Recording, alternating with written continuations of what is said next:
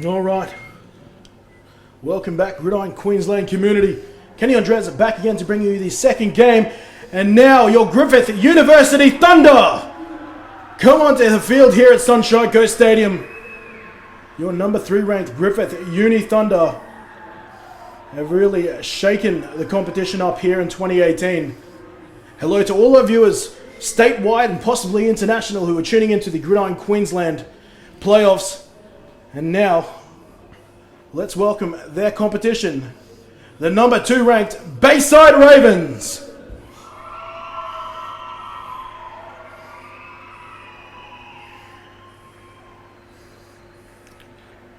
Instead, we're actually getting the staff in there. They're clearly building suspense. As you see here in Sunshine Coast Stadium, the Gridiron Queensland inflatable helmet. Well, I might have gone a little premature on that. In any case, we'll take a thank you to our officials who are out in the middle of the field right now, headed by Mark Louie, your white hat referee today. As we still wait for the Bayside Ravens, who are still having their last minute powwow in the sheds. And here they are now. Let's try this again. Welcome to the field, your Bayside Ravens.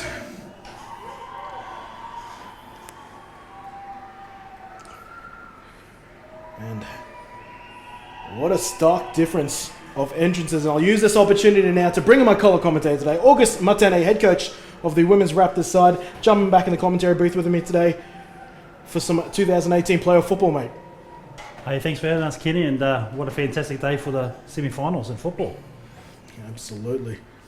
These two teams, they finished 2nd and 3rd, the Bayside Ravens and the Griffith Uni Thunder, playing just last week in week 12, where the final score was 41-15. We're just taking a cheeky look at the Junior League standings ahead of tomorrow, I should say. The Colts League standings, and here's the men's final standings with the Rhinos heading in as number 1, undefeated. The Ravens finished just ahead of the Thunder with a win last week, 13 points to 12. So, the results last week. And also the match, you can see the score in the bottom right corner there. The Ravens defeating the Thunder 41 points to 18.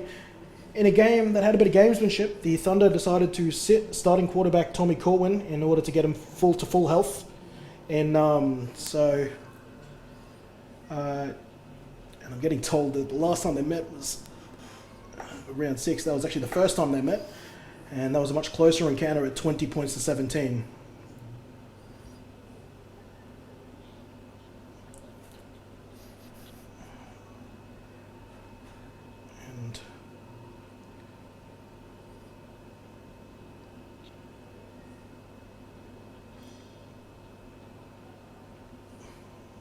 We've got both sides aligned here in front of us there.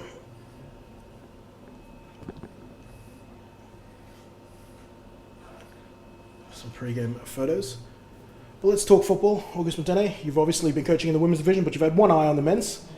These two teams, they've been pretty close combatants in pursuit of the Brisbane Rhinos all season.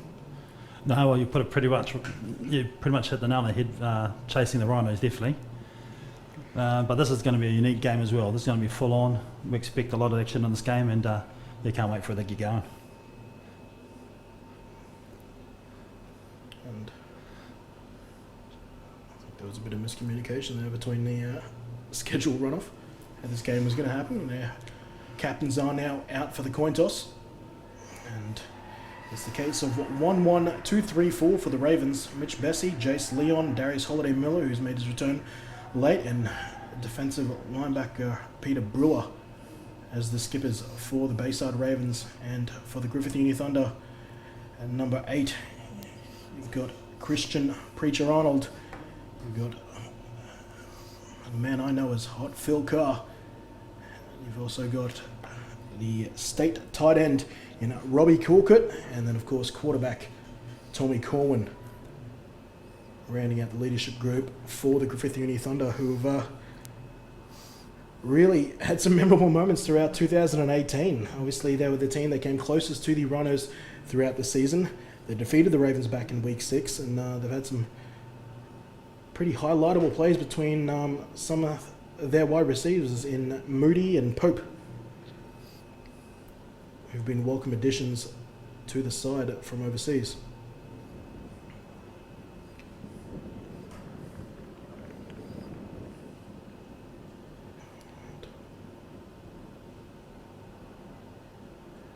And it looks like we don't quite have the referee's audio there, but the Ravens won the toss, elected to defer. They'll have their option in the second half, and naturally the Thunder have elected to receive, and they'll be running right to left, running from the southern end zone here. The exact same situation happened in the women's game, actually, the deferment and the choice of side. And it's an interesting time playing and choosing which side you want to run to in the middle of the day, because the sun's right above head, so there's no real advantage that way. But the deferring option, very common amongst most teams. Almost every team will choose to defer to the second half so they can alter from there. But in pre-game, mate, in such a close game, Coach, what do you think both coaches are telling their respective sidelines? I think the biggest thing, they're going to stick to what they know. They've got to this point in the competition purely by doing the same things, and this listening to the coaching staff. But I guess like any sort of knockout game, you're just going to try and chance your arm. But it's going to be a really combative game. You're going to see some big hits, and obviously there's got a lot of people in the crowd here today eager to find out who they're going to be playing in the finals. Exactly right, and this will be interesting because both of these teams almost mirror each other in a way. They've got speed on the outside, they've got talented quarterbacks, both teams representing state quarterbacks right now, and we'll get more of that later. But also as far as the coaching ranks, both teams, whilst have got head coaches, they strongly rely on the leadership groups of their senior players to sort of guide the team around. No, exactly, and prior to the kickoff and prior to warm-ups and stuff, you would have seen the Ravens out there pretty much going through their drills, and same with the Thunder, but you didn't see much of the coaching staff out there with them. Well, Kel Housen has stepped in as head coach for the men's Thunder side, and it's Bernie Morrison, the man with the HC title next to his name for the Bayside Ravens. Bernie Morrison joined the side last year as a successful rugby union coaching career, and he said he wanted to try something new. Has spent a lot of time studying sort of sports psychology and wanted to bring that over, and probably got pumped into the HC role a little quicker than he expected or even wanted, but he's here to do what he can for the Ravens. Mitch Bessie kicks us off and gets that into the end zone. That'll be a touchback, and we will see Tommy Corwin bring this Griffith Uni Thunder on. And plenty of weapons for the Thunder. We spoke about Pope and Moody on the outside, but inside they've got a big threat named Robbie Corkett, the state tight end, who can really do some damage with his big frame in the middle of the field. Well, exactly. With a good passing quarterback we've got out there, you can definitely utilise this tight end. But it'll be really interesting to see how the Bayside Ravens defend it for the first series. Well, coming out in an empty set to start this series, Tommy Corwin alone in the backfield. Not unusual for the Thunder. They'll go for a screen to Tristan back, and he'll take that past the 25. Will be down to the 26, and that's a solid first opening play for the Griffith Uni Thunder. Net some 6 yards. Nice quick pass to the outside, really crisp.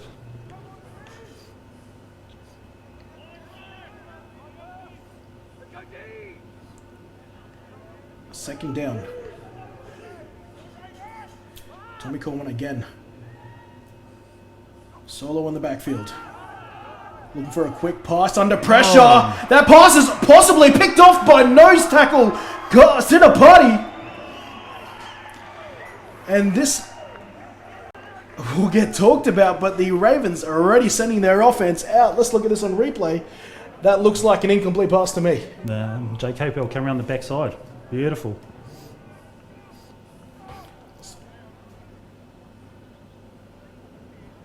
And that first angle there, and they're deeming this an interception. Or is that a fumble? And we're getting we're going to go to the booth on this one. The question is it a fumble? And if not, is it an intercept? And, well, there it is. Tom Brady would be proud of that one. The old tuck rule. Unlucky for the Ravens, unlucky. So what? Just to break down the situation here, and we're going to call from Mark Louis here.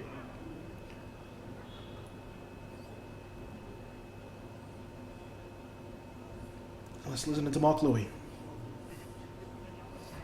Yeah.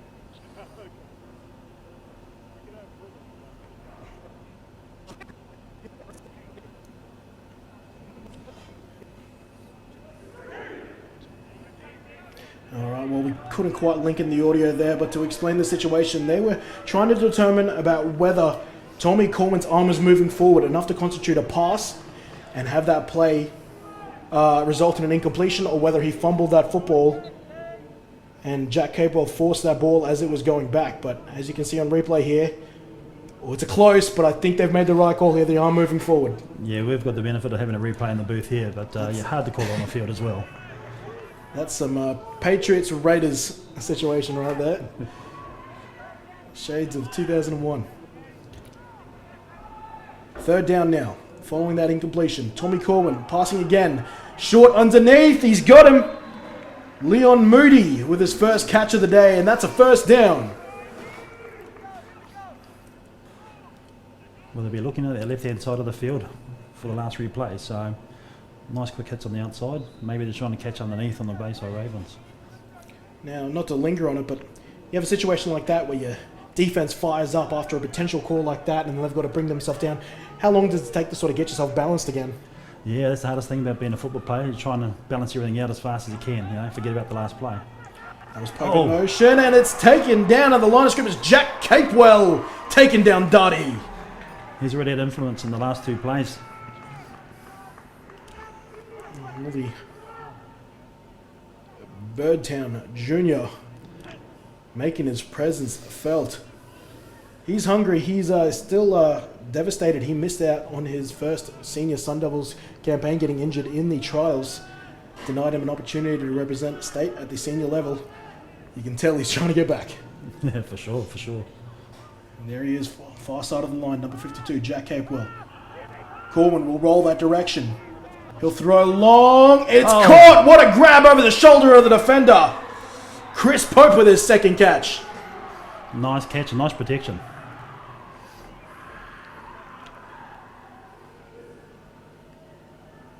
How about the moxie there from the play calling?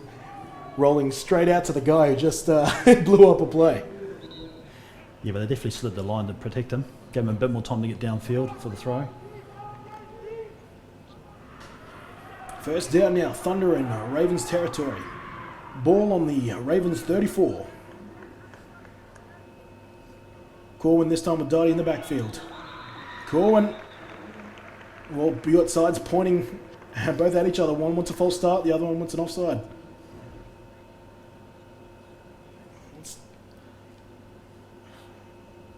And it'll be called a false start. Corwin trying to suggest that his player was lured off by an offside defender. Bit of a poker face in that play there. I think so. Until we can get the referee's audio mic, I will be communicating the calls to both you on the stream and those here in Sunshine Coast Stadium. So that'll march him back 5 yards.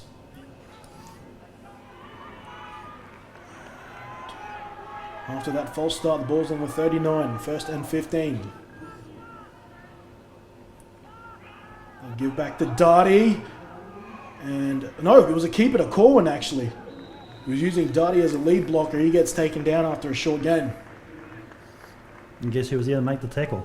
Number 52. Oh, from the backside too. Jeez, he's having a strong first quarter, Jack Capewell.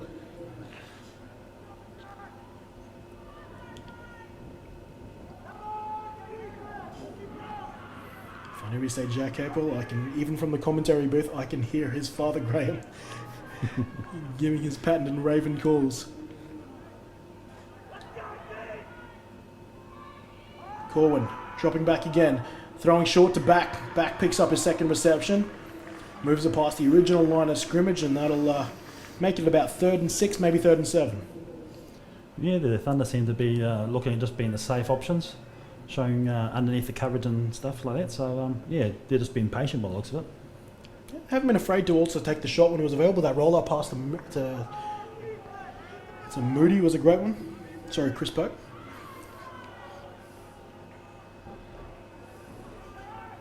Darty's still there. He'll be there to pass protect. Oh, Pressure forces Corwin to roll. Tries to get it to back. Can't quite do it. That'll bring up 4th down. The Thunder, who are capable of kicking field goals, this would be an awfully long one, even by NFL standards. They'll probably go for it. Speaking of which, it's worth noting on the inactives today is wide receiver, but also kicker, Caio Silva, who is actually in Bali on holiday. And he's a Brazilian player who's needed some much-needed time from his mother. I hadn't seen him all year, and the holiday was booked in. So should the Thunder be successful today, he'll be back for the Sun Bowl, but not available for the Thunder to use today. Another Corwin pass. He'll pull it back after a pump. Now looking for Moody. He's got him on the sideline. I think there might be a flag on the play as well. I think the receiver might have been out. Well, we saw it. Oh, it's weird. It's a hat thrown across there. He looked inbounds to me. And there's a challenge on the field as well, so this is going to be interesting. Yeah, Gelhausen's thrown out his red flag.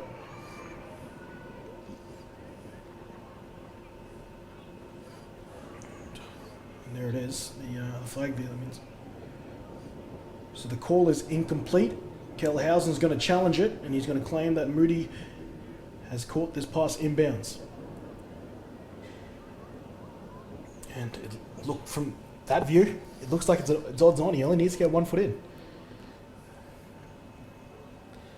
What do you think here, Coach? Yeah, I think it looks like he's in. I think he gets in. It might be even past. Well, actually, he stepped out of bounds. He did step out. So that makes him an eligible receiver. So whether he makes his catch or not, it is not it's illegal touching. So the Ravens, if they've heard my explanation there, breathe a sigh of relief.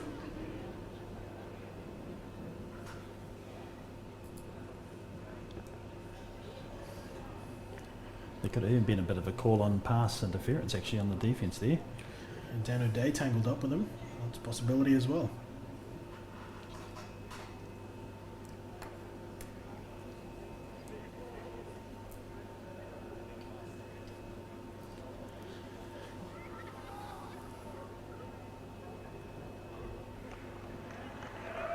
There it is. They've called it incomplete. Oh, change of possession. And that was on 4th down. So the Ravens, they earn the turnover. Here comes Ben Stokes for the first time.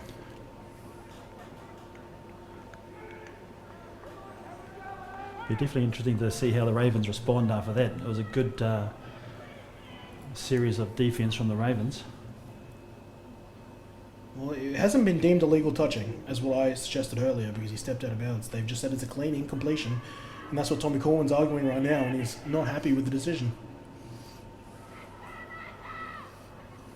So here we are. Birdtown's offense on for the first time. And couldn't be overturned. There's not enough evidence. Thunder have gotten in with pressure. The Ravens have set up a screen to Holiday Miller, though. He beats the first defender, gets chased down by Bruce, and gets a first down. He did that all on his own back. Nice blocking upfield, but nice hands.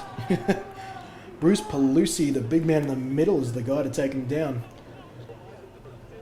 And, well, they certainly got in there.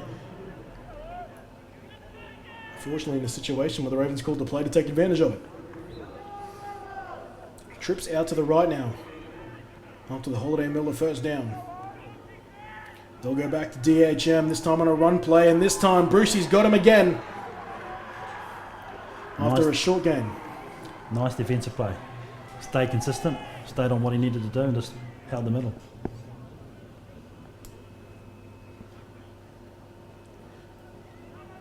You're running a bit of no huddle. Yeah, I was about to say.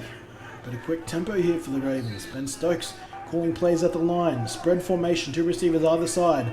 They'll give to Holiday Miller again. He cuts it up, and it's a strong hit there from Trago. Jeez. At least that was the initial contact, and then he swallowed up by the rest of the defenders. Maybe they're thinking that they can get the Thunder on the quick counts and maybe to slow them down on the heat. Well, now the Ravens will have a third down conversion ahead of them. Fawcett now moved into the slot. Chris Clark, the danger man, if you ask me, for the Ravens on the outside. They'll pass it here to Warwick Russell. Warwick Russell's got a catch for the first down. Late flag.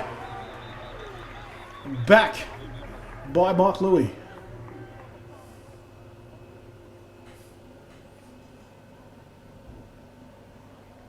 Is this a hold?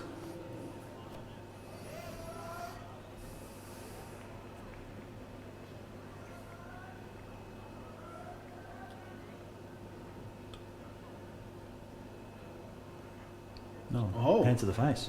Hands to the face.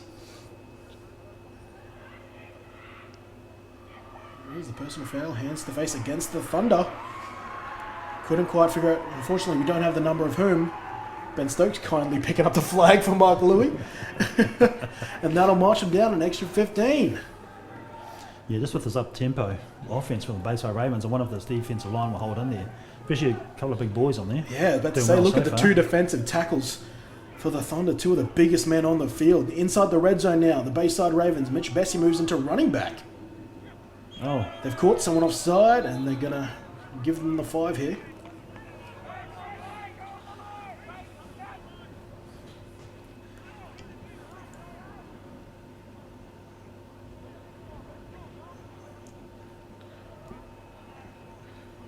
yeah, it seems the Thunder are just a little bit rattled at the moment. Oh, offside, that'll give the Ravens an extra 5 or half distance.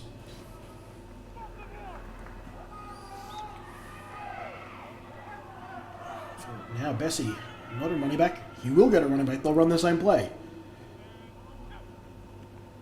And they'll run a bit of an option play here to Bessie. He fumbles it. Can the Thunder recover? The ball's going everywhere. We've got a...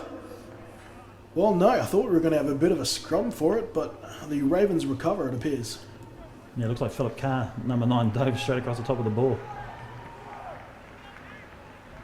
Almost a recovery there by the Thunder. The Ravens stay on the ball on second down. Usual sure-handed Mitch Bessie. Will catch passes a lot more difficult than that. And they go empty. Here we go, empty and under center. You don't see this very often. Quick throw out to the left. That's a backward pass. No, it isn't. Chris Clark. Incomplete. Pass intended to him.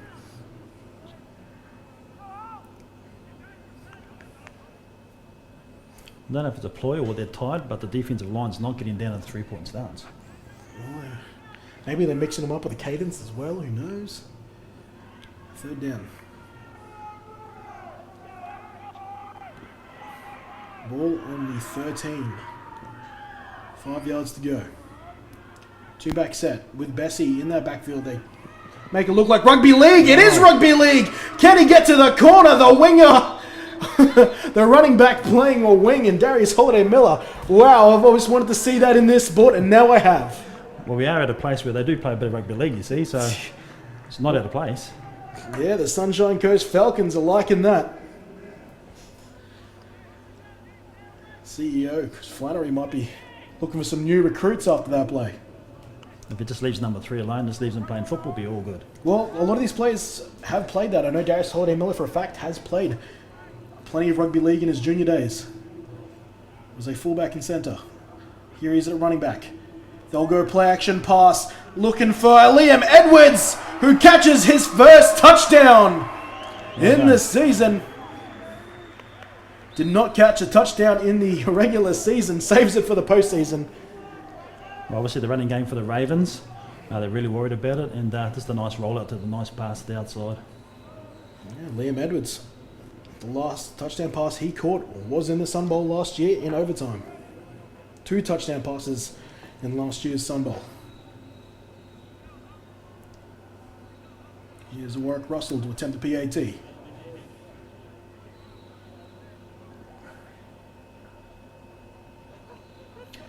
Kick is up, hold is good. PAT is successful, but there is a flag from one of the side judges. I'd say someone on the defence was offside.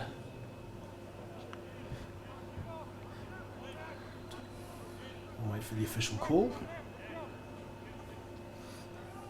As of right now, the score is 6-0, unless the penalty is declined. It is on the defence. Penalty is declined. And with that, the Ravens, they strike first. They now lead at 7-0 with 6 minutes remaining in the first quarter.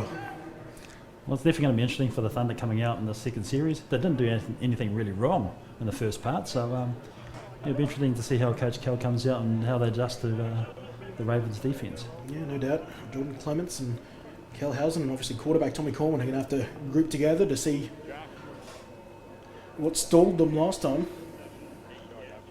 I'd say they need to maybe contend for number 52 coming in the backfield all day. Here goes the big kickoff from Mitch Bessie. Those long legs sending this ball well clear of the end zone. Another touchback for Bessie. And here comes Corwin and the Thunder offense for their second drive of the game.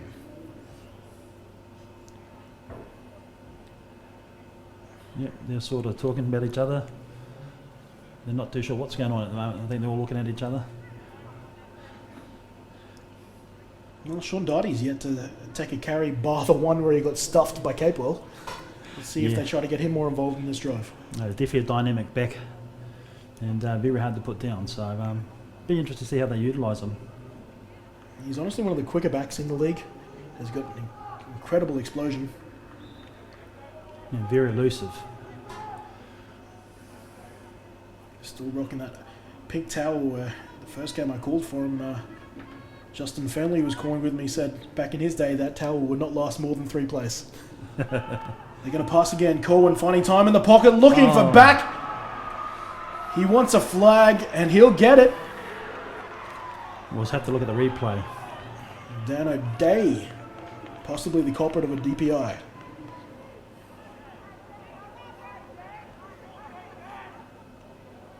Solid. Well, That looks simultaneous. solid there, but I did live see a bit of a bump. Let's see if Mark Louie can give us the call.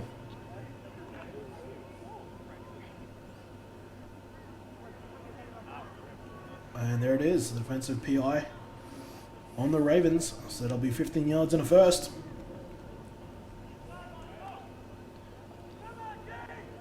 Tristan Back, talented wide receiver, scored 2 touchdowns in the final regular season game against the Ravens last year. He was on Wildcats TV and then did some damage against them in that playoff game. Of course, that was for the Wildcats back then, before they merged into the Griffith Uni Thunder, or got absorbed by the Griffith Uni Thunder. And here goes Darty. Darty's not having a good day. This time the other end, Shelvin Takave Chand shuts him down. Well, if it wasn't him, it was going to be 52 because they were both unmarked in the backfield.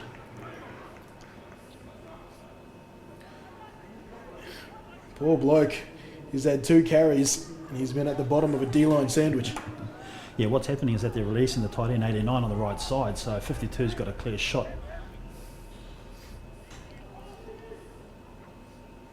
Corwin now looking long, patiently waiting. He's trying to get it to back. Liam Reeves gives him a shot. I think just missed a communication, I think, on the route there. Possibly thought Back was going to head to the sideline. Back cuts it off short. That'll bring up a 3rd down and long. 12 yards the assignment ahead for the Griffith Uni Thunder offense. They're just struggling to seem to get into tempo or just matched up, I think, at the moment. They are picking a lot on Dan O'Day here. This near side corner at the bottom of your screen. Matched up with Tristan Back. Corwin looking that way again. He wants it over the middle. It's almost intercepted by Matt Bailey, who's returning from a compound fracture to his hand. Yeah, you definitely got to hurry up in the backfield. Bailey, who's really become one of the leaders of this defense, almost picks it off over the middle. You can see his disgust. But yes, Bailey, by my notes, was had a compound fracture against a Rays, in his hand. Only returned last week.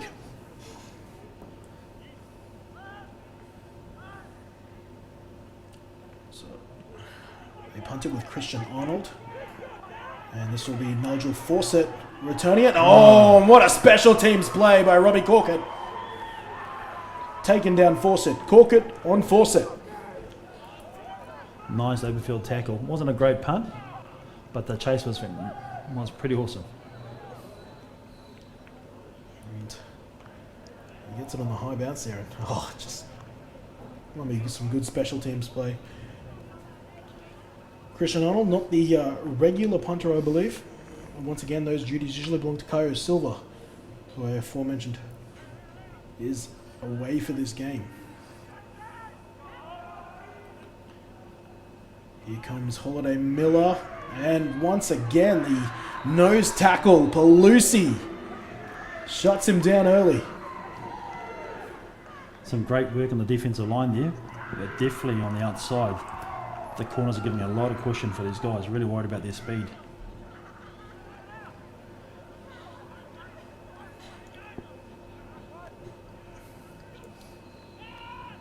And under pressure is Stokes. Pelusi! Back-to-back plays. Can he? And he strips the ball! The big man's got the ball and he's still going! He's gone. And they're going to call the play dead. Oh, they've just broken his heart and that of many defensive tackles watching around the world. And he got downfield fast enough for a big guy as well. Oh, wow. Firstly, let's establish about whether they've called this a fumble or not. He's definitely stripped it away from Stokes. Sounds like they might have been called forward progress. Yeah, are they calling forward progress here? And this time is it the Ravens getting away with one? Great defensive stop. Unlucky if it goes the other way. Jeez, ain't he having a first quarter? For as much as we're talking about Capewell, Pelusi's been involved with half the tackles as well. Yeah, well, they seem to be running right at him, but you'll see that the receivers have got a lot of space on the outside.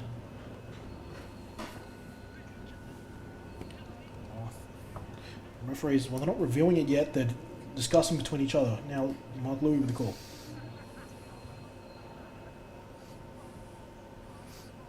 We don't have his audio, unfortunately. Oh, and there it is. Wait. Well, the Thunder are celebrating, so I think that's already been through review. So they've made the call here, and I think it's on the review team just to confirm it.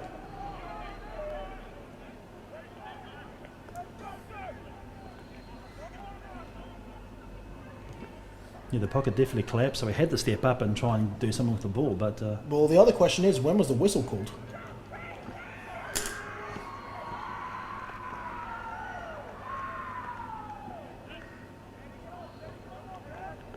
Well, it's just been confirmed here.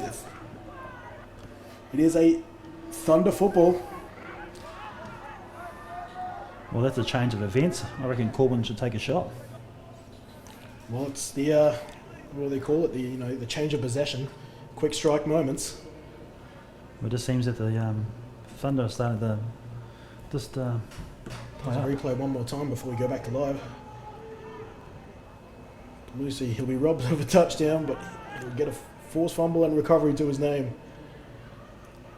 Plus a sack, really, actually. That could have been the big three. No, for sure, for sure. Ravens had nowhere to go with the ball up the middle. I think, actually, Garrett Griffith's hugging him, thinking that's the end of the play before he realizes he can advance this. And there it is, first down, Thunder. And here we go, empty backfield. Take a shot. I think that's on the play card. Corwin in the shotgun. No running backs. He'll go quick. Oh, quick screen. He'll go, is that Moody? He'll have a sea of purple to beat. And he'll advance it for a couple of yards. But Moody now gets involved. Well, I guess if that's the game plan, they've been throwing short for the whole first quarter, so they're not moving away from the game plan. But hey, you pick up 4 or 5 yards, you're being successful. 5-yard gain on that play. And really, that sort of quick screen game is in placement a lot of their run game right now. They haven't got anything going on the ground in the last 2 drives. They're actually in negative yardage on the ground right now. 2nd down and 5 after the screenplay. This time a roll out for Corwin. And tries to hit. I think that's Corkett. Peter Brewer hits him as he's catching it. And Corkett is down. Oh, he's grabbing his knee. Well, it's an awkward angle and you're going to see it here on the replay. I think there was one in box 3. Yeah, I think it's just that right knee. So we're going to see an injury time out here, and there's nothing malicious about it. Brewers just tried to hit the player who was making a play at the ball. Exactly. You know, we would teach everyone to play low and aim for the thighs and stuff. So there's no malice in the tackle.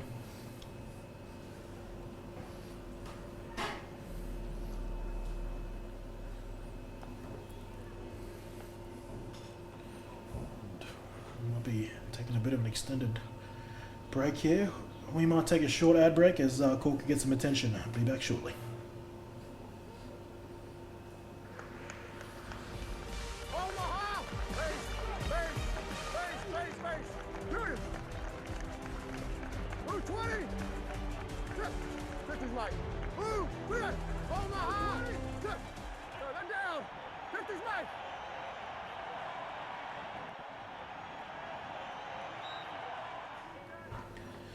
And we're back. Robbie Corker, he's been carried to the sideline. He's going to get some attention now. Meanwhile, back on the field. It's 3rd down. 5 yards to go. Actually, that's a 6. It'll be a very short 6. Corwin, he'll keep it. He's got plenty of space in front of him. He's got Reeves ahead of him. Reeves can't take him down. Has he got to the pylon? He is going to be called short.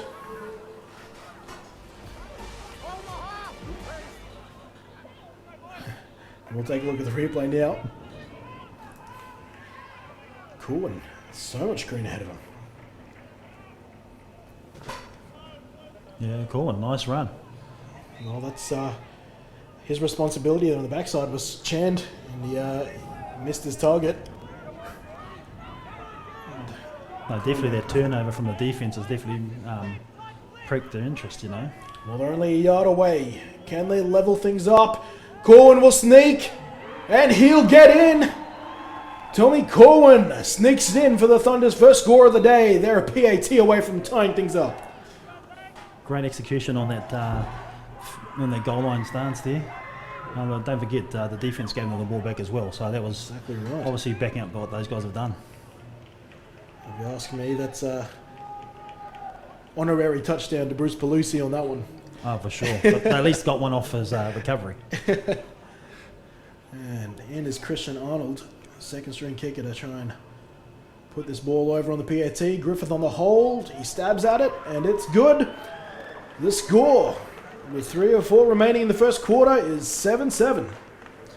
You can definitely tell this is a championship type game. All these teams are trying to get every single point they can. There's a handy backup kicker there, Christian Arnold. Starting his football career at Bayside, actually. As we see, once again, the score 7-7 with 3 or 4 remaining. Well, I did call it a little bit earlier. It might end up being a shootout, but it's been a really tough tussle on the field. Yeah, it's got a bit back and forth. Both defenses making plays, both offenses getting into the end zone. I think what we've seen earlier in this first quarter as well is that the penalties are definitely swaying the game. Well, we're going to see a kick return here from the Ravens for the first time today. Back deep to return for them, I think, is Darius Holiday-Miller and Mitch Bessie. Now the Ravens have a pretty funky way of, well, their return game certainly has a bit of an interesting twist to it. They kick it short, knowing that's a possibility. And returning it now is, I think that could be young Griffin Roberts. One of the Colts stepping up.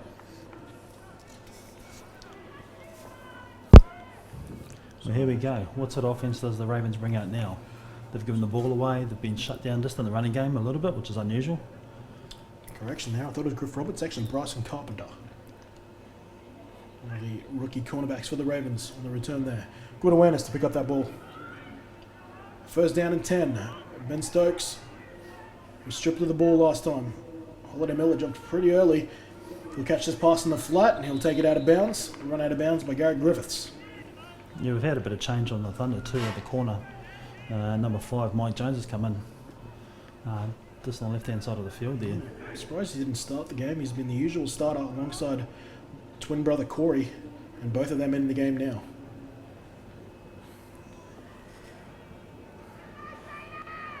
Would that be the official first huddle of the game for the Ravens? Quite possibly. Stokes under center, Holiday Miller in the backfield, Lucky Tate out wide. Short pass here for Bessie. Bessie makes the first man miss and will be taken down in a good tackle by Corey Jones. But the catch and pass is, the pass and catch is good for about 6 yards. Yeah, the quick passes, both teams seem to be just trying to throw to the outside flats. See if they can catch the other team off. Both teams have receivers with the run-outs and catchability. Bessie, one of those rare receivers, is a pretty handy downfield threat too. Yeah, Mike Jones has given him 20 yards, so he's worried about the speed on the outside of the receivers. Third down. Ravens looking to convert. They'll give to DHM. He squirts through. He's got the first down. Good strong run there, but who's there to take him down? Bruce Belusi. He's in a whale of a game. Well, he's still on his haunches now. I think it's starting to catch up a little. It's definitely a warm day out there for the big people. Yeah. Well, we started the day at a very respectable 24 degrees. It looks like that has stayed for us. Perfect football conditions as far as Queensland goes, especially considering... Oh, and they've caught him offside, and they'll blow this one dead before Stokes possibly dies. He had Sam Leota inches away from him. And again, they ran on that play. They had an empty backfield as well, so they are definitely mixing it up between run and pass.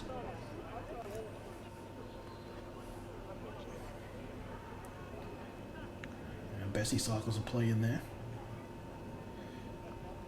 And from what I can tell, with how jumpy this D-line has been, Stokes is really doing a good job of mixing up this cadence. Yeah, it's about the fourth penalty on offside, so they're definitely catching them out. So it makes first down interesting, 1st and 5. It really allows you to be a little more experimental, should you wish. Stokes in spread, draw play. Holiday Miller tries to shake Griffith. Griffith was not at all phased by the draw. Saw it coming. No, the defensive line is definitely disciplined in what they need to do, so they're not biting on anything else. Now, Griffith is usually a bit of a free safety. He did tell me he had every intention to stay as much of a coach this year as he could, but it's hard. When you've got the ability, you still want to use it. He's almost sitting in more as a strong side linebacker. Yeah, it's really hard to get out of your blood. And this time throw short to Fawcett. Fawcett picks up a good block, but maybe it's not such a great block because there's a flag on the field. Fawcett will run this into the end zone, but the body language suggests this is coming back. The big number 45 USC, he's actually not on the field, so when he's off the field, they give up a big play like that. Greatness has got to breathe sometime, and there it is, the block in the back from Chris Clark. Valiant effort to try and sneak that one in, but the hands were clearly in the back there. Mark Louis will attempt to give us the call here.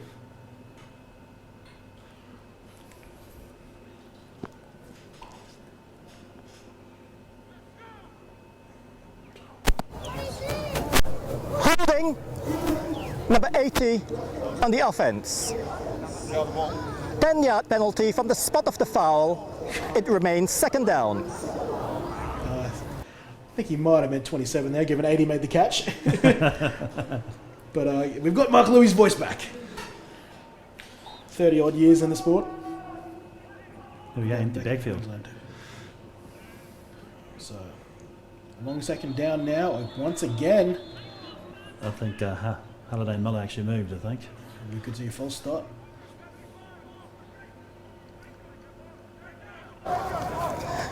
Prior to the snap, offside, number 75 unabated to the quarterback. 5-yard penalty, second down. And that's the fourth offside they've caught him on this half. Yes, the penalties are just not helping the Thunder at all at the moment. They're doing so good on the field. Well, And that's just a lap in timing. Well, that makes 5 of those last 10 penalty yards back.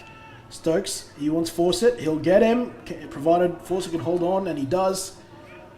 And this will make it about 3rd and 5, following a 6-yard grab. Yeah, I'm just surprised that they're not utilising the depth in the field on the right-hand side, the Ravens. They've got a lot of open field. Yeah, Ravens yet to throw long. Yeah, so maybe it's just deploy false sense of security, maybe get them to look downfield a little bit further. But I've also got to raise the question. It was a throwing hand injury to Ben Stokes that kept him out for the first 2/3 of the season. well, Is he lacking a bit of arm strength right now?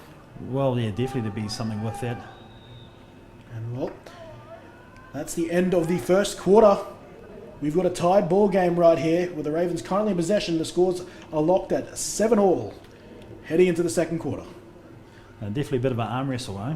A lot of thinking, I'd say, on the sidelines from both teams about how to convert when they have the opportunities. I will take this change of quarter just to remind everyone. Gridiron Queensland, along with Tribal Sport, the leading dresser of Gridiron Queensland right now, our partner, they are holding a big throw competition that will take place at the Sun Bowl. If you want to win $5,000 cold hard cash, buy some Sun Devil supporter kit from the Tribal store online, tribalsport.com.au, and your name will be in the running to be part of the big throw contest at the Sun Bowl. They will pick 5 men, 5 women randomly for those who have bought Sun Devil supporter apparel. And then from there, the biggest thrower of both genders will get the opportunity to try and throw a bucket toss for $5,000 cold hard cash. So if you haven't bought your tickets, get in there and get into it. That's exactly right.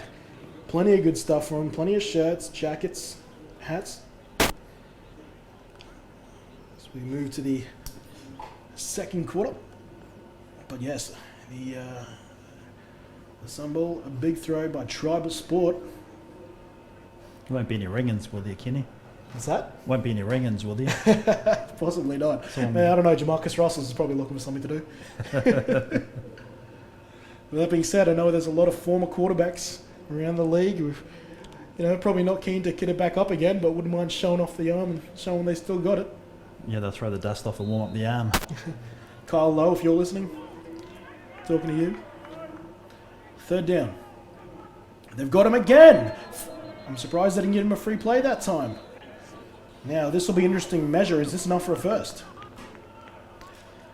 Yeah, it seems to be a theme today. The Thunders can't get the cadence. It's their 5th. Assuming this is a offside and not a full start.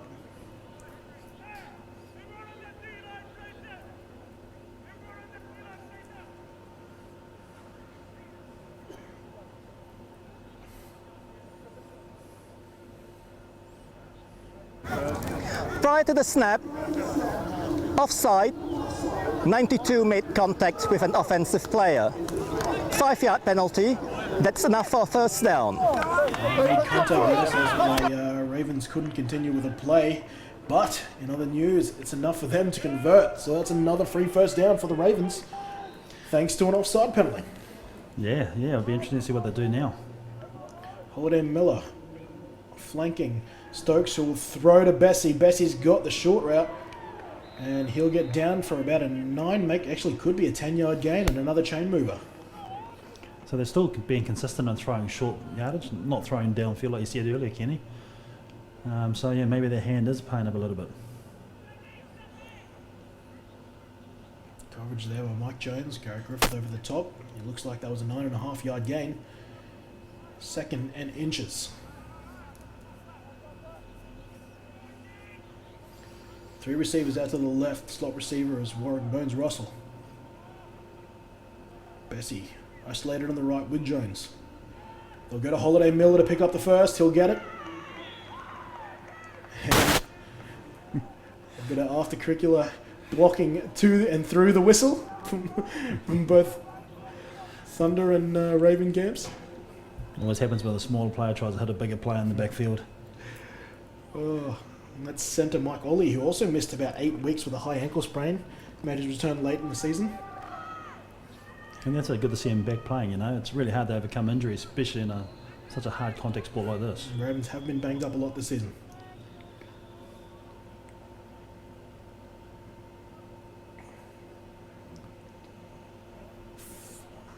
So your flag on the field? Yes, there is around the line of scrimmage. Mark Louis. Prior to the snap, illegal snap, number 51, the centre, moved the ball after it was set. 5-yard penalty, still the first down. You don't see that often, and I don't think we're going to have a replay of it because the crew wouldn't have been expecting that, but it's once you, as a centre, once you get your hands set, you can't actually sort of reset that ball. Anyways, they've moved on. Stokes throws to Russell. And Russell grabs his second catch of the game. Oh, sorry, first catch of the game. Yeah, it looks like the Thunder defence is just reading it really well as well, the short routes on the outsides.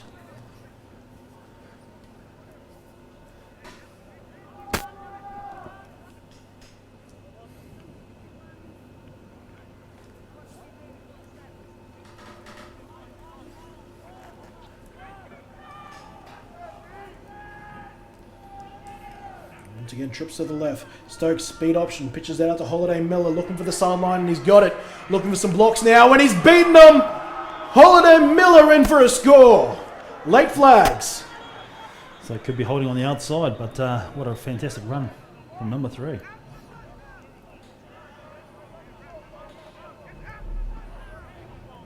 Well, everything's set up perfectly. There he is, the speed to the outside. Have we got a hold? Unless they're going to block him for blocking him out of bounds. Yeah, it could be. Number 80. Fawcett, who's got his hands in the air saying, I'm just playing football. Barbara Johnson, I believe, threw the flag.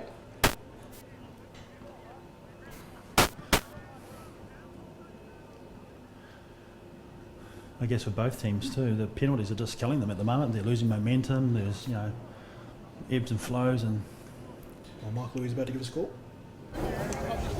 Holding, number 80, offence. 10-yard penalty from the spot of the foul. It remains second down. Fascinating, I thought. I mean, I can understand certain penalties being called there. I'm surprised it's holding of all things. yeah, well, he was also on the sideline too, so he drove him out of the sideline, but the guy wasn't not going to make the tackle. Yeah, I almost thought it was more unnecessary roughness, if anything. He blocked him well out of the sideline, but to me it looks like his hands are well and truly in the frame. Of course, I'm not the one in the stripes. And his hands are inside. I think that's a good block. If anything, block that's unnecessary roughness, and I could take that. But yeah, interesting call for holding.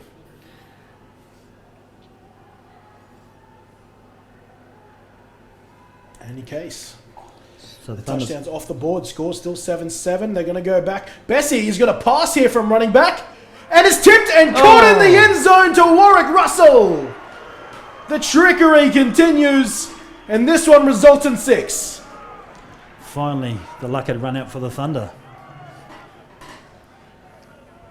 They really brought some tricks.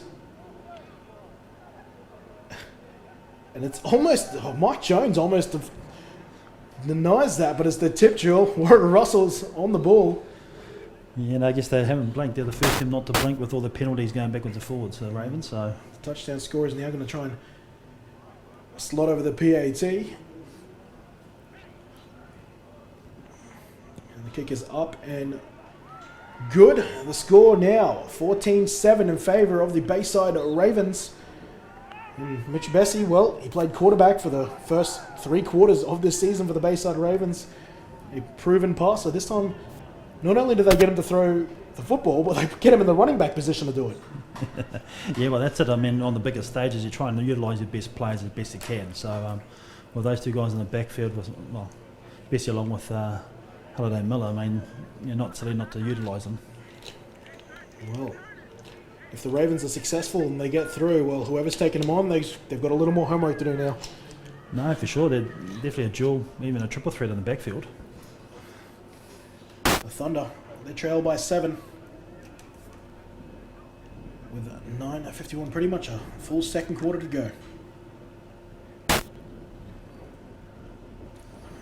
Let's see if the Thunder start pushing the ball downfield a little bit too. There's no reason to do it. They're only down by 7. They're a very capable offense. I think finished second in the league. So this kick is out of the end zone.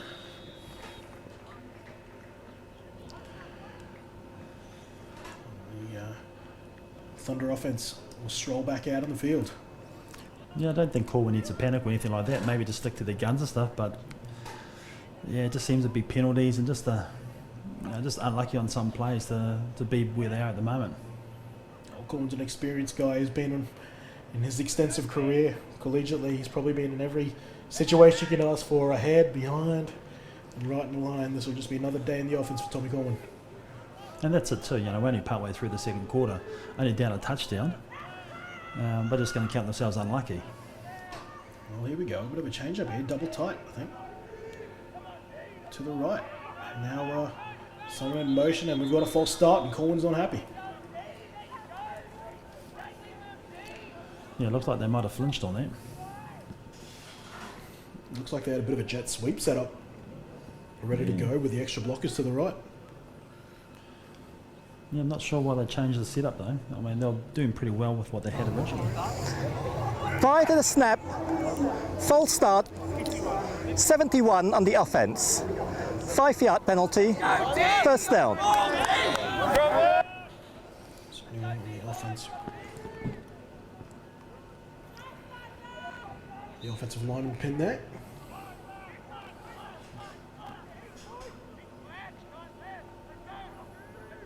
Corwin, it's a bad snap, but Corwin makes up for it. Rolling out, throwing across his body. He's got Pope. Pope now gets tackled. On a solid catch there to make up plenty of yardage after that last penalty. Yeah, nice cleanup from Coleman. Yeah, like you see, getting a bad snap and he just revitalised the offence there and getting a good gain on that pass.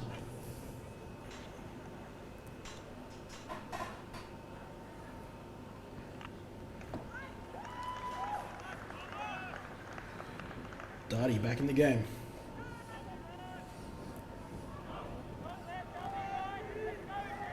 Once again.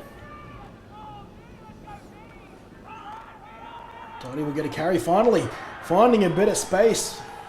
Gets this ball to the 35, tackled by Brewer. Like you mentioned a little bit earlier, Kenny, he's definitely dynamic. Back for the Thunder. It's his first positive gain so far today. It took him a little while to get going.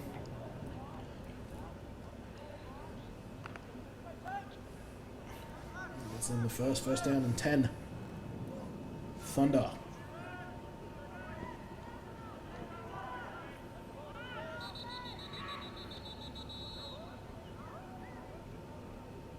And the referees have called a stop. Mouth guard. And someone's going to have to get off the field. Didn't have a mouth guard. It's Josh Barn. Coming on for him is Joshua Duke. He's was a fresh lineman taking on Jack Capewell.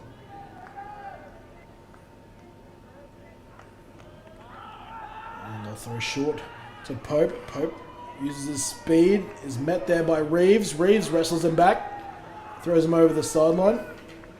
Still great gain of yards there on first down. Yeah, again, there's Thunder hasn't changed much as well, other than the formation going to double tight. But they're still throwing to the flats and just trying to use the speed of their players as a one-on-one. It's actually a solid gain there on first, 7 yards.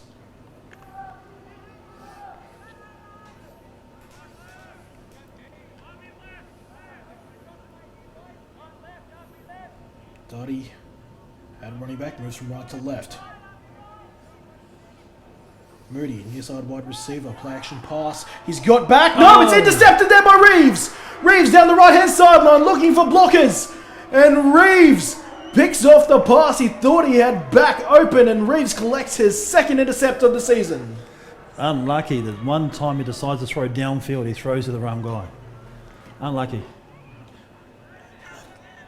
And Reeves undercuts him there. Back looks open. I don't know what the coverage was there, but Reeves trails underneath. Where is he on the field here? I think he's sitting at safety, and they beat him in the cover 2. I think he sat in cover 2. The safeties sat narrow, and Reeves backed his ability to get to the ball. No, for sure. And unfortunately, it looks like there might be an injury on the sideline after their play as well. So the medics are just across there. And Corwin's thrown so few intercepts this year. I wouldn't have been surprised to see him go through the postseason without only 2 his name. Yeah, well, that's it. You know, we've been saying all day that they've been thrown to the short side, but the one time he tries to throw deep, just doesn't see the safety down there. And Reeves there, who's moved into the starting position. Romaniuk was the starting nickel for much of the season, and that's starting corner Dan O'Day, who's getting walked to the sideline now. So I'm going to have to roll through the cornerback depth here.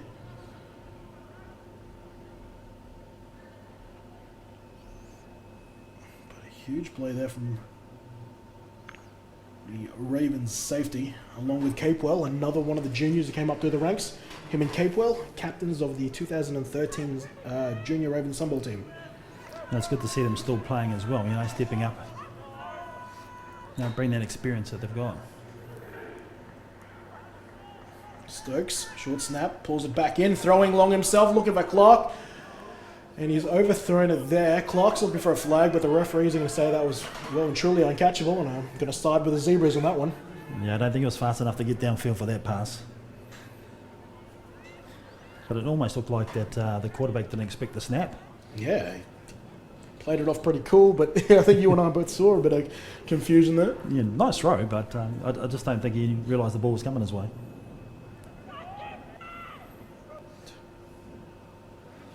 Stokes this time. Hopefully ready for the snap. Holiday Miller to his left. And Holiday Miller will take up the right edge, picks up a couple yards. Bruce Belusi again in on the scene. And that's it, they've been able to contain the middle quite well during the day. Just been the penalties, unfortunately, for the Thunder, just put them behind the 8 ball. And also on the tackle there is number 40, Paula Typaletti, another one of the big monsters in the middle.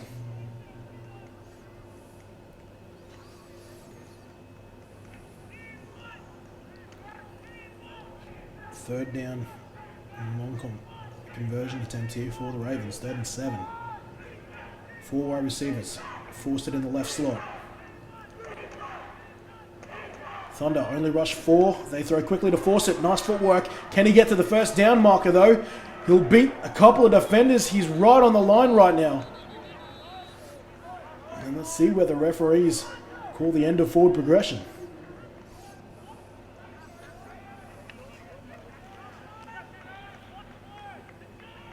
Yeah, the Thunder, they pulled up their linebacker on a blitz on the outside there, so they gambled a little bit on that outside. And it's a first down for the Ravens. Force it. And he just made the catch in tight, almost a tight end. Bessie in motion. They'll fake it to him. Stokes looking over the middle for Fawcett, but he's hit as he's thrown. The pressure coming in from number 30, Jack Wilson. Forcing the incomplete. Well, they're showing a few new moves out there at the moment, the Ravens. They're sort of trying to mix it up a little bit, trying to free up a few players.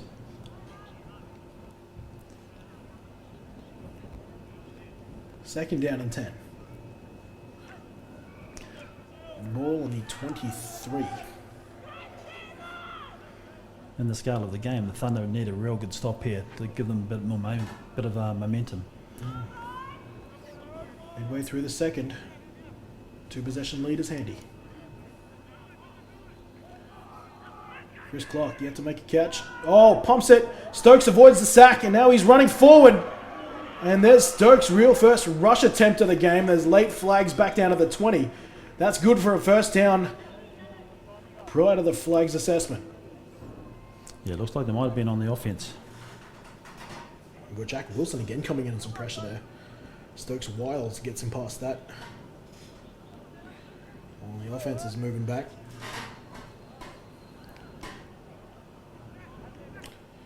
And here we go, the Thunder rotating up there. Holding. Number 51 on the offense. 10 yards from the spot of the foul. It remains second down. So Matthew Ollie pinged for holding there. It's the Ravens sideline. I guess this game's been punctuated, unfortunately, by the amount of penalties and the size of the penalties that are coming at the moment. That's moved them back 10 yards.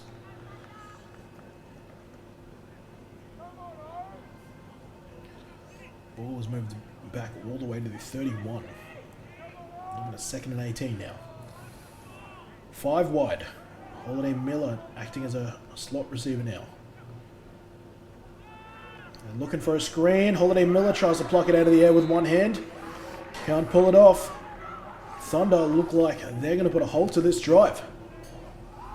Yeah, a bit of trickery there, run by the Ravens. Something a little bit different. So now it's 3rd and long, 18 yards to convert. I'd say if the Ravens went back to their first series in the first quarter and ran the ball like they normally do, I think the defense is sort of tiring out at the moment. They're definitely rotating them.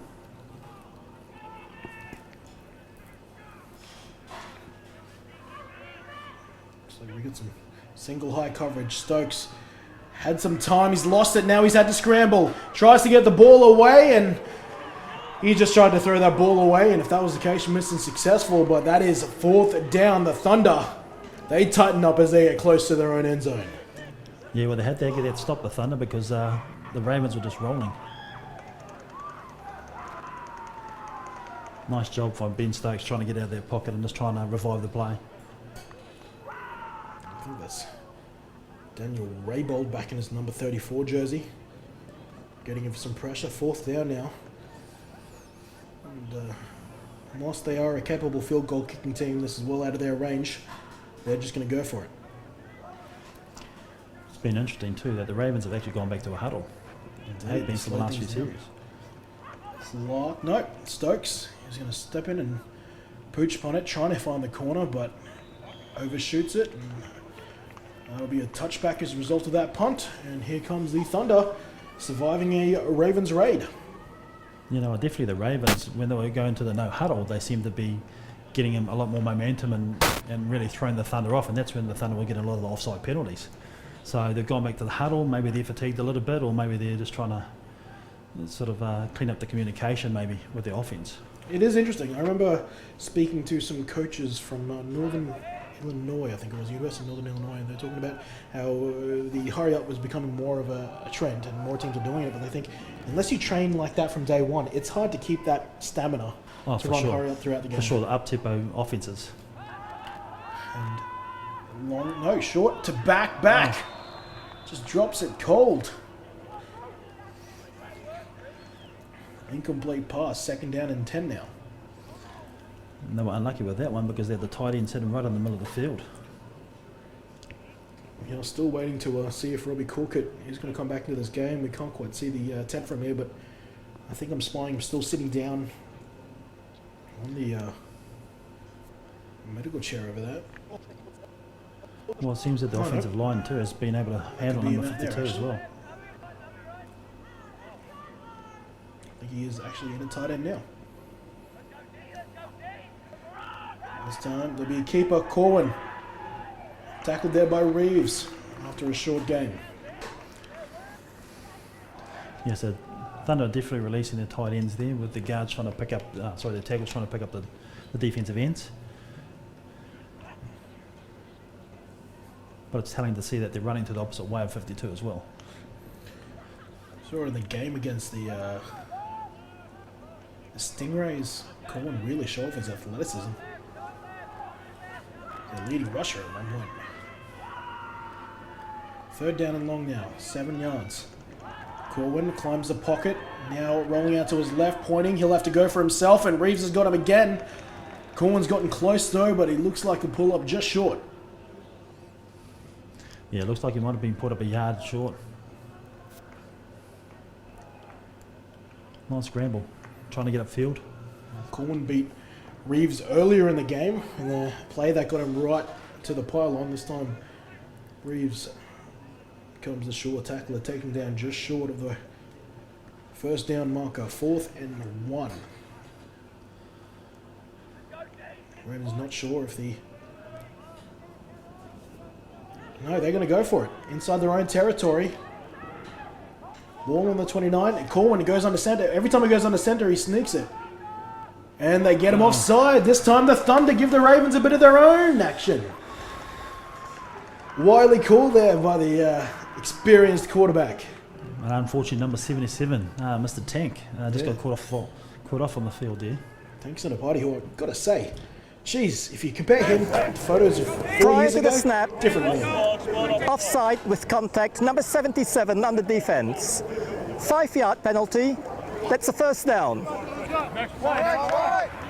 Crafty veteran Corwin earns them a first down on 4th and 1. So nice call, whoever called that play. I wouldn't be surprised if it was Corwin himself. Now he's back at home in the shotgun. Darty to his left.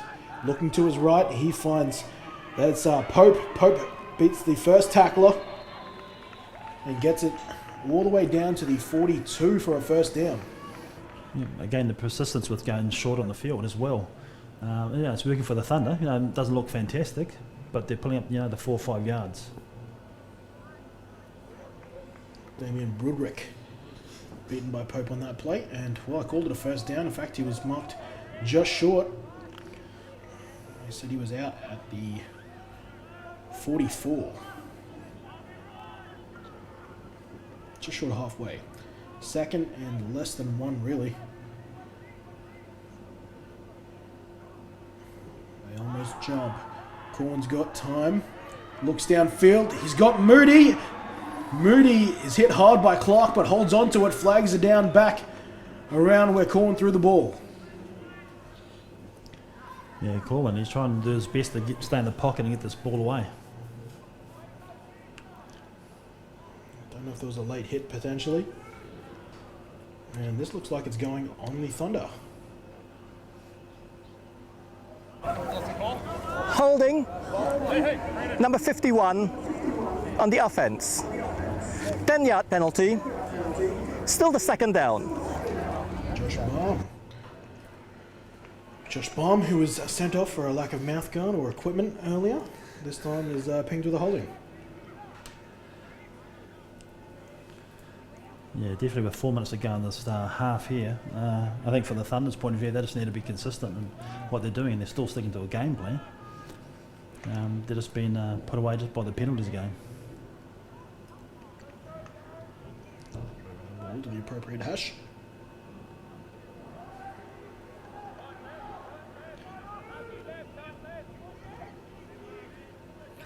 Strong right, 3 receivers. Corwin drops back, looking for Moody on the sideline. He gets it. Nice grab right on halfway there. Nice catch. Moody out of Missouri S&T. Reels in a nice sideline grab there. Chain moving one, in fact. Again, just outside plays. The Ravens are happy to give them away on the backside of it. Beating Brewer, that's probably a matchup they're happy to have. Wide receiver on linebacker.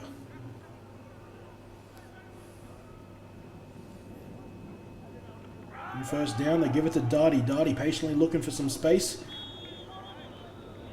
Runs forward for a gain of maybe 2 or 3. Someone's lost their helmet. Jack Capewell loses his helmet on that play. He'll be told to get off for a play. And that's what the Thunder's got to do as well. You know, they've got to play their own game, but they also need to throw them off balance as well. If they're struggling with the passing game, they can definitely use a running game and just catch the Ravens off now and again.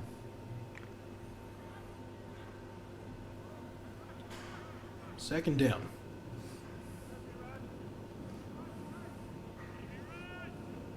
Four down lineman for the Ravens. Romanik back at safety. He's looking left. Reeves is underneath. Reeves hits Darty, who takes that ball for about a 1-yard catch.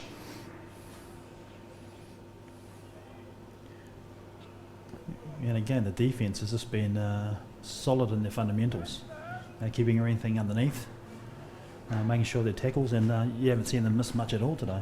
Not quite. One thing we also haven't seen from the Thunder amongst all their screens is the screen pass to Dottie, which they've certainly used to success before.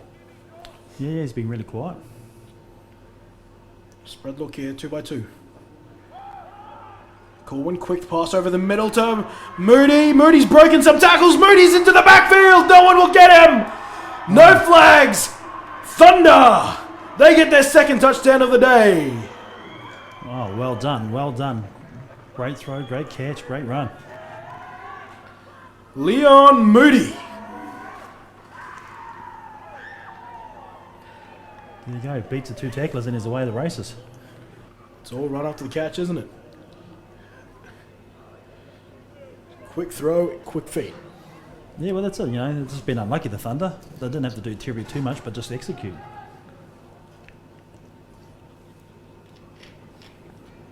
Snap is up, kick is good, and with the 2-minute warning comes a tied ball game. The score is now locked, 14-14, with 2 minutes remaining in the first half. And there you go, the importance of having a good kicker. Yeah, well, we saw the women's game decided by 2-point conversions. It was 2 touchdowns apiece. The Thunder, the team to convert their 2-point conversions, that gave them the 16-14 victory. And a lot of pressure on these kickers as they go touchdown to touchdown to not be the kicker that misses the PAT that possibly decides the game. No, exactly. I think the high percentage plays are the 1-pointers. Going for 2s, when you want to run up the scores and stuff like that, you can do that. But obviously, there's a championship on the line here, so you can win by 1 point and you still go through. And I'm going to sound like a broken record here, but isn't it great now that we're at a point in this sport where the PATs are the safe option? Yeah, that's right. Exactly right. Before it used to be no option at all. You just had to run for the 2 points. Exactly right. You're having a laugh if you're kicking the PAT. Now it is the logical and safe option. A short and driven kick here by Arnold, picked up by Warwick Russell, who's got some good open field ability. He cuts it up, but the coverage is good. That is Paula Typoletti eventually cleaning him up. Well, I wonder if we'll see the Ravens come up with their no-huddle offense, run a 2-minute drill with 2.5 to go. Got a time correction there. I thought we had the 2-minute warning. It's 2:27 now officially on the clock.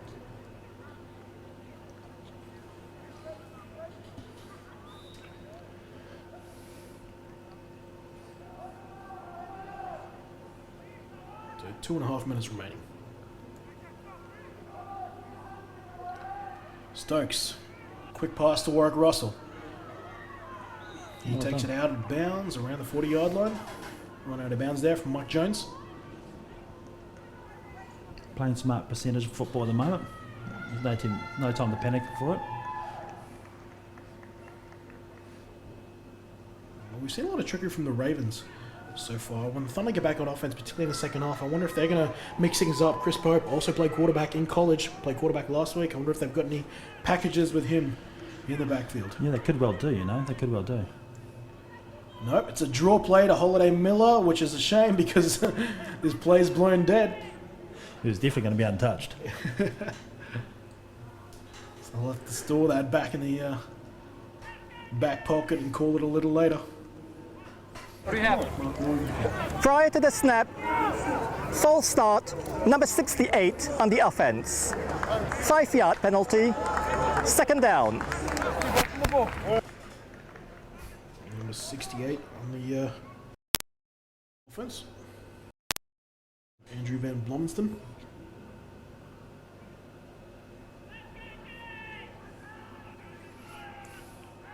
Play action pass, Stokes. He's under pressure, forced to run. Wilson's still under pressure. He spins out of that tackle. Oh, hello, Garrett Griffith, the European journeyman. Tattoo Stokes. I think he got him. He didn't miss. That now, I think, will bring up the 2-minute warning. This is the 2-minute warning. 2 minutes left in the half. There it is. bit premature earlier. Just like my Bayside Ravens call out. Cool. So, third down. 2-minute warning gone. Ravens still have all their 3 timeouts as the Thunder are only down 1. Scores leveled. 14-14. Stokes with a deep drop. Tries to throw deep. Hit as he's thrown. Griffith was underneath of that and he would have been gone had he got to it. That'll bring up 4th down. Ravens will have to stand on their punting unit. Good stand there by the Thunder inside 2 minutes. Yeah, and they definitely needed that after the touchdown they scored. Yeah, they did put him on the ground as well, so he has been hit. Well, the Ravens, start of the second, momentum was in Birdtown. Slowly, it's fought back, and now it's got a little more of a red, black, and white feel to it. Well, that's it. If the discipline can hold on the Thunder, they can give them a really good crack, you know. It's just been those penalties that have been given away. You're exactly right. And they've cleaned that up a little now, and lo and behold, scores are levelled, and they've got possession. With the half closing in. And this is Nash and his big boot to punt this away. It's fielded on the full there by Pope. Pope tries to be the first defender. He cannot. Takes his ball back just past the 20. Yeah, and the Ravens playing safe, obviously punting the ball away, back in the defence with, you know, less than 2 minutes in the game, going to half-time sheds and just get a game plan to sort it out. But, you know, the game's tied and I guess it's going to be the luck of the draw that one lucky player might get you home. So Liam Edwards on the tackle there. But before we go too far away from it, I just want to acknowledge David Nash, who's actually come from the North Queensland competition. He was kicking for the Townsville Cyclones. So, who just started their Reef Bowl just last week. So, they've started their season, so be hello to our compatriots up north. Corwin climbs the pocket. Looking for back, has been unable to bring in his last couple targets. Yeah, they're straight out of their hands, you know. So, again, they're just unfortunate with a couple of plays going the other way and stuff, but, you know, nothing they can't fix. Maybe it's the yellow gloves. Might be a Steelers fan. Possibly. Back who's got real explosive ability. Well, he can't use them unless he can bring that ball in. Corwin alone in the backfield. Second and 10. Here you go. They're missing out a receiver on the outside here. Yeah, they've got a receiver with a free release. Corwin looking over the middle for Corcoran, who's back in the game. Breaks a tackle. Nicely done. And we'll take this ball just shy of the 40. Any time they want to call a timeout would be excellent right now. I think so. 1 minute 30. They're going to go rolling back into the huddle. Corcoran's walking back with a limp. They tell him to line back up. Now they're going to go back short, and this time Baxter brings this one in on the hitch. Yeah. And it looks like they'll use a timeout now. Yeah, definitely the Ravens have been laying off the corners on the outside. Timeout. Thunder. This is their second timeout of the half. Leaves them with one timeout remaining. Take a short break.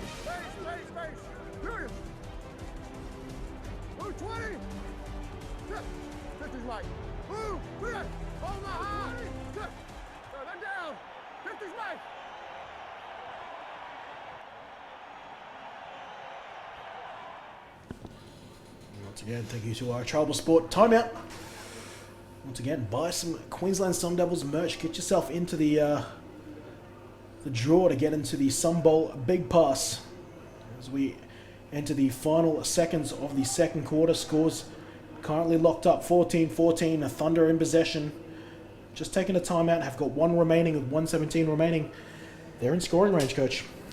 Yeah, that's right. Yeah, and taking their time out as well. Just really looking at how they can play this last sort of minute and a half. They do have a shot at it. You know, they're just that halfway. And like I've been saying, the corners have been laying off the receivers quite often during this whole game. They've got a lot of space, especially on the right side if they've got like twins and stuff like that. So the Thunder do have a chance if they can get the ball down that field. Absolutely. Second down and 5. They are 1 yard into their own territory.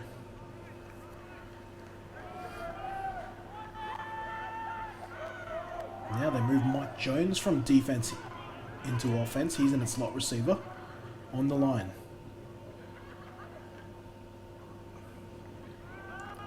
Corwin not looking his way, looking out to the left, under pressure from Capewell! And he affects that pass that was intended to go deep. Capewell, who went quiet for a little while after a strong start to the first quarter, he rears his head back again. Yeah, well, the thought was good for the Thunder, getting the ball downfield and stuff, but obviously number 52 had other ideas about it. And again, he's come back into the game and definitely changed it.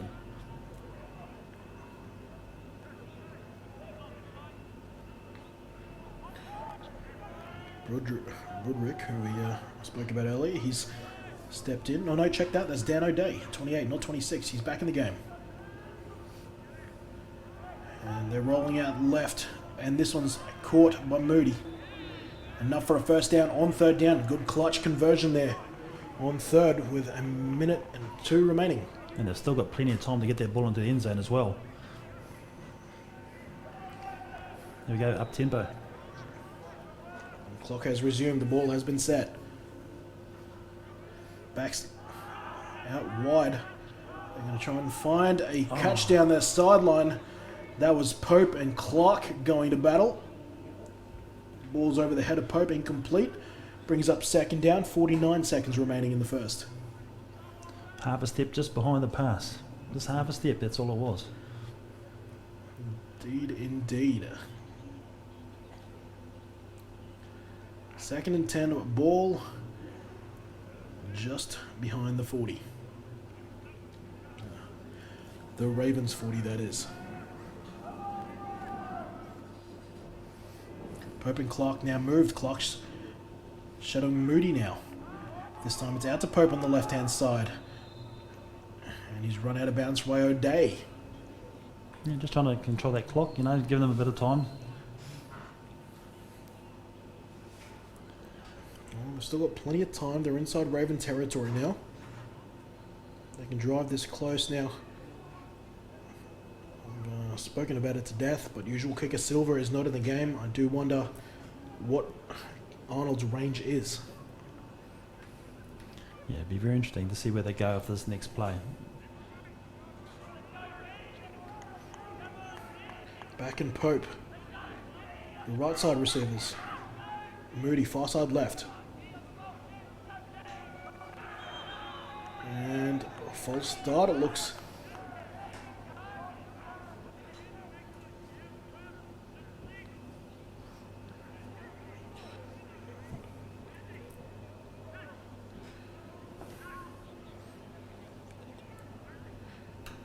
We're getting a call from the official here. It looks like number 92, Victor Takawe, might be making his way to the near side sideline for some medical attention.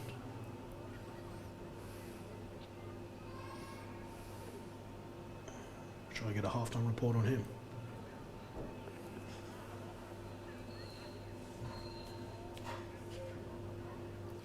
Looks like the referees are still conferring to see what the penalty is going to be. Don't know if Peter Brewer's arguing or trying to ask what option. Ask of his options, I should say.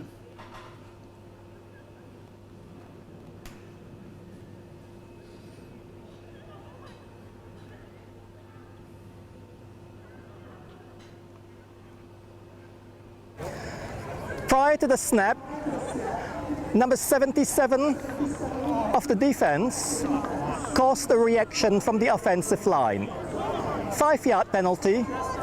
It remains a third down. Well, Carlos Tank Sinapati called there to luring the offensive lineman to jump. Of course, that penalty is only enforced if you cross the neutral zone. Yeah, and it's given the Thunder a really good opportunity to get the first down. They don't have to score right now, Not at all. but they can get the first down. We've still got a timeout. It's third and short. Corwin dropping deep. He's got routes all over the field. He throws short for Pope. Pope can't complete the pass. And now they've got a fourth down play call to make. And that's it. When they've been on the short yardage, you've seen Corbin go straight underneath and get an offside penalty. So maybe try and run that again. He was open. Pope and Romaniuk, two imports going at it there. One from Mayville State, the other from the Bristol American Football Academy over in England. Yeah, it's great to see a lot of people down here and supporting football in Gridiron, Queensland especially. All the help is needed and experience is great. Ravens showing blitzing. Not enough. Thunder have converted. Tommy Corwin sneaks it in. He's got one for a touchdown, another one for a key first down. So they haven't gone away from what's been working during the rest of the game. As soon as he goes straight out of the centre, he's going forward or trying to get offside. Timeout. Thunder. This is their final timeout of the half. There are 36 seconds left in the half. 36 remaining with the Thunder using their final timeout. Scores are level 14-14. Well, so you now know, depending on how this goes in the last 35 seconds, if they're going to kick a field goal, they'll have to do it pretty quickly. Yeah. Well, who knows? If they can get the pass.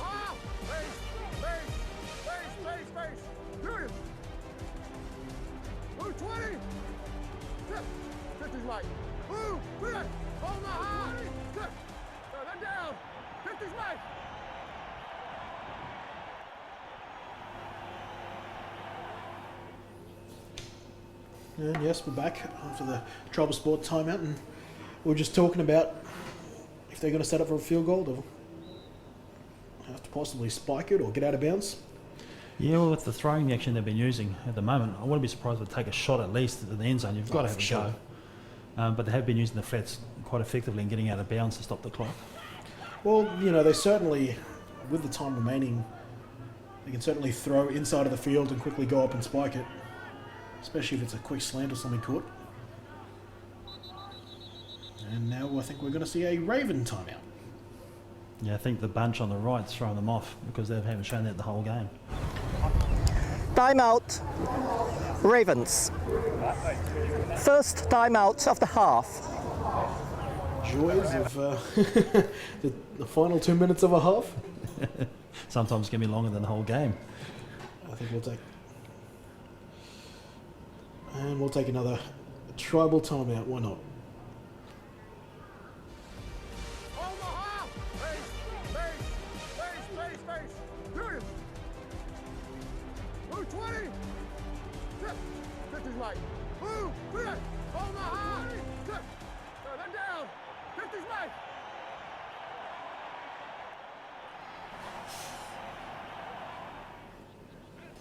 And there it is, the famous Bayside Ravens tent now.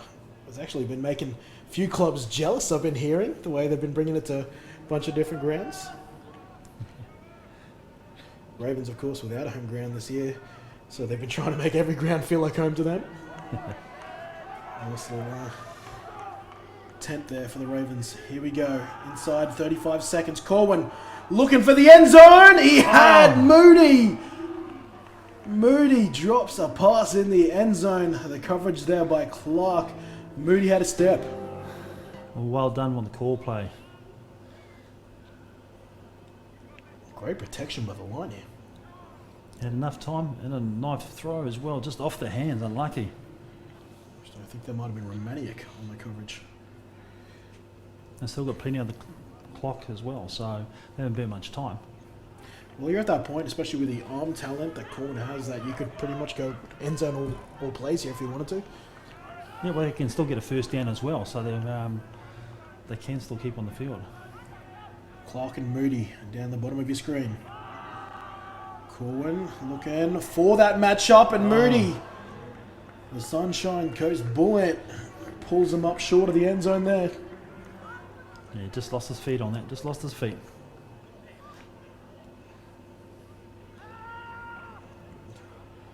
Oh, they're huddling there. Right. Have you had a chance to look at the MVP nominations? Yes, it's been quite interesting. It came out the other night there. Yes, it is. I'll tell you what, I'm going to go on record and say this. One of the biggest snubs there, I've got two of the biggest snubs in my opinion. You've got Tommy Corwin lacking on the O, and then Chris Clark. I don't know, I think the problem with Chris Clark, he plays everywhere. So I guess you don't know where to place him, but those two guys have been absolutely invaluable to their teams. I'm very surprised not to see a nomination their way. No, it's definitely hard to pick everyone, you know. Corwin looking for back too high. And that will bring up a 4th down now. Let's see how much faith they have in Christian Arnold's leg. And you could see they were throwing for the first down, not for the touchdown on that play as well. So they were being mindful about that. The Ravens just need to be aware that they can still get a first down and hold on to the ball. So, well, at this point, you're in a situation you can complete a slant or complete a dig and get everyone to the line and snap it in time. Give yourself another 2 opportunities at the end zone. Well, they're not going to kick it here. With just under 20 seconds remaining. And Thunder going for it on 4th down. And they'll have to wait. These referees don't like something. It's officials, I should say. and that's come from the backfield judge as well. So that's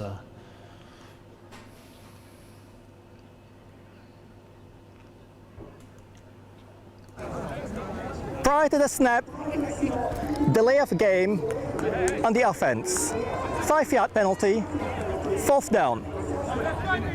That's the reason it came from the one of the deep judges there. She's the one with her eye on the clock, the play clock. Thunder couldn't get out in time, and now this 4th down. It's moved all the way back to the 30. yeah, it's made it a little bit more difficult as well now. Curious to see what the play call is now. They're 15 yards of their first down.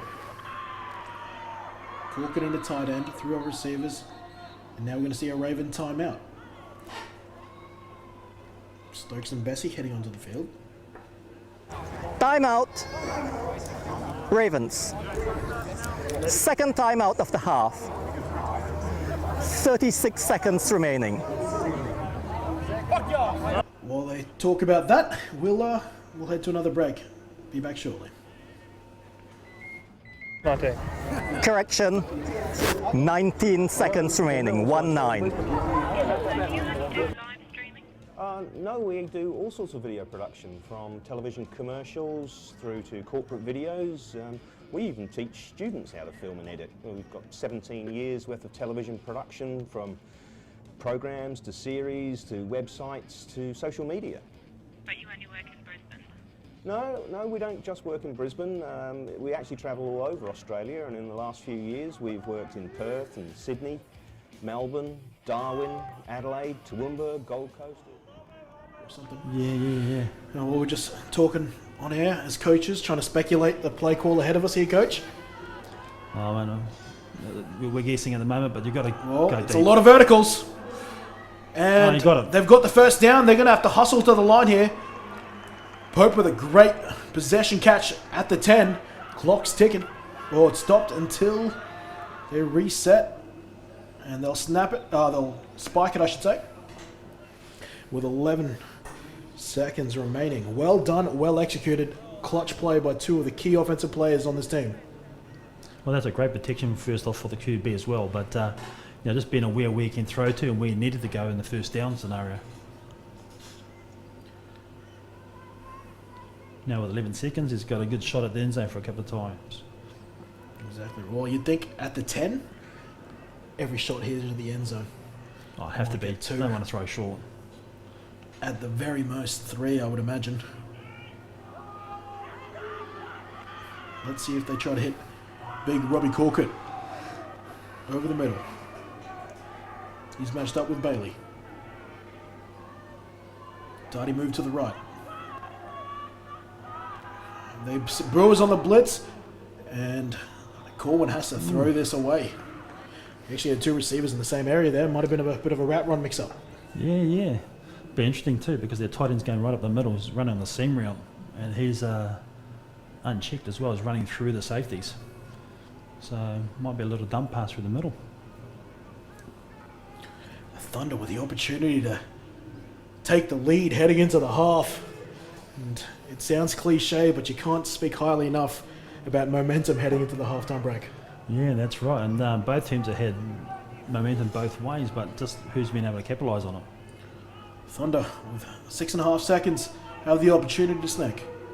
Corwin brings in the bad snap. There's the tight end. He throws over the middle. It's Oh. intercepted. Peter Brewer. He's looking for someone faster. Cuts back. And he will pitch this away to Kave Chand. Jeez. Moody was in range of that. That could have been disaster. Nevertheless, the Ravens hold out the Thunder. And time expires on that turnover. Ladies and gentlemen, that leaves us with a tied ball game, 14-14, here in the men's first semi-final in the 2018 SEQ playoffs. Oh, Coach. Oh, you just didn't see the tight end. It was unmarked right in the middle of the field, and just thought, I guess he had a flash in the eye, he could throw to the right, but great defense and a great read too by the defensive backs there from the Ravens. Well, 2 scores to each team. Plenty more drama to come. We're going to take a short break for halftime. Stick with us. This is Kenny Andres on GQ TV. Scoot and score. And for the Ravens, Liam Edwards caught a rollout pass. And then Jones and Fawcett almost bobbles that kick return. Once again, they are not giving the Ravens an opportunity to return this one here. Yeah, it's a smart play on behalf of the Thunder. Obviously, they know the talent they've got in the backfield to return the ball. And I guess they can just control the kickoffs just a little bit better, kick them into the corner and just play field position from there. And to their credit, they're not just kicking it short. They're still having him start around the 30-35, which isn't too bad. So they're keeping it away from him, but aren't giving up too much field position.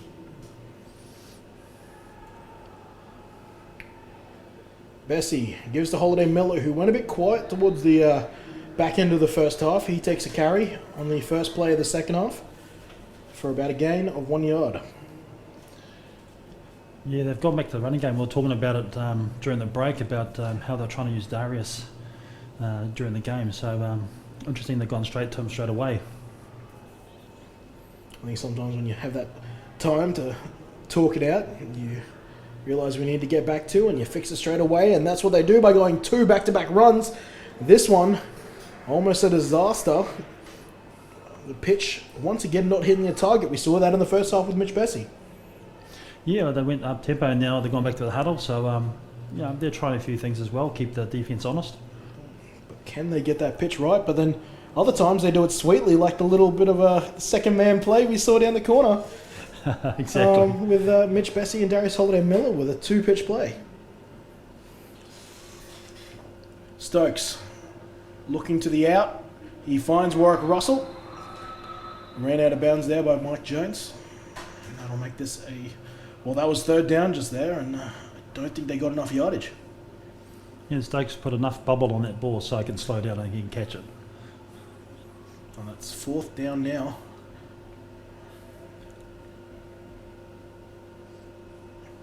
We've only seen 2 punts in this game, 1 from either team.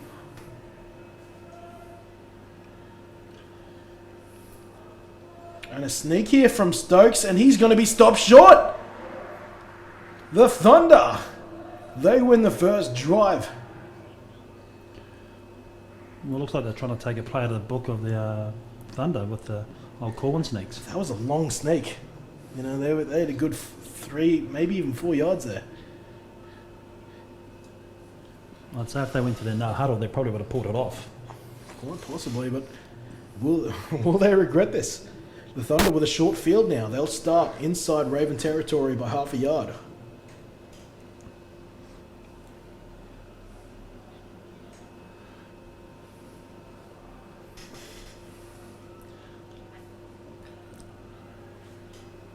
Corwin moving. Nope, he'll keep Darty to his right. Corwin patiently waits, throws off his back foot, finds Moody. Moody over the middle. It's the second time they completed a pass to Moody over the middle. Of course, the first time they did it, he scampered off for a long touchdown. Yeah, and well done in the quarterback spot as well, because he was right on his back foot when he threw the ball. He had a whole heap of pressure on him and he managed to get it away. And we've got an injury timeout now. One of the players down for the Ravens, one of the defensive backs. See the crowd here, and Sunny Coast Stadium. Shout out again to the Sunshine Coast Council, who've worked very closely alongside the Sunshine Coast Spartans to make this happen. It's been a fantastic day so far, not a thing going wrong. And that's the Thunder bench. Getting as much shade as possible. They have the disadvantage of sitting in the sun all day. Of course, the Ravens, who finished higher on the ladder, got the option which sideline they would like to take. Wisely, knowing what time of the day they were playing, pick the shady sideline. Yeah, that's it. Anything you can get over the opposition, even on the coin toss, you take, you know. And it's Jaron Hugerdijk, free safety for the Ravens. He's being helped off now. Some of his teammates.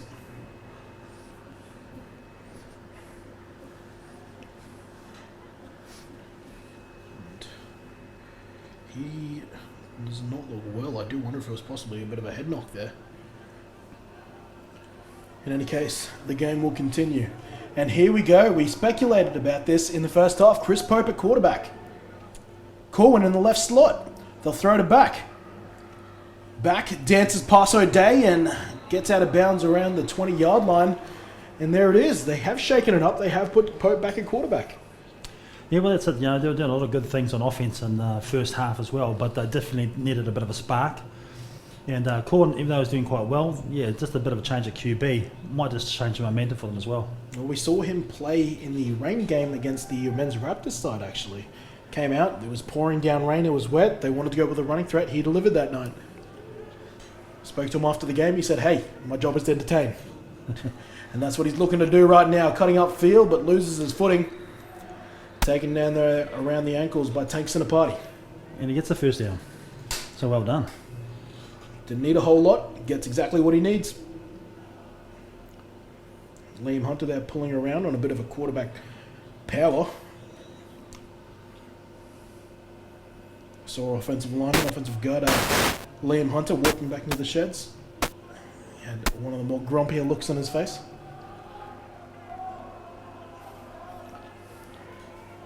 Pope, once again, riding solo. This play will be whistled dead.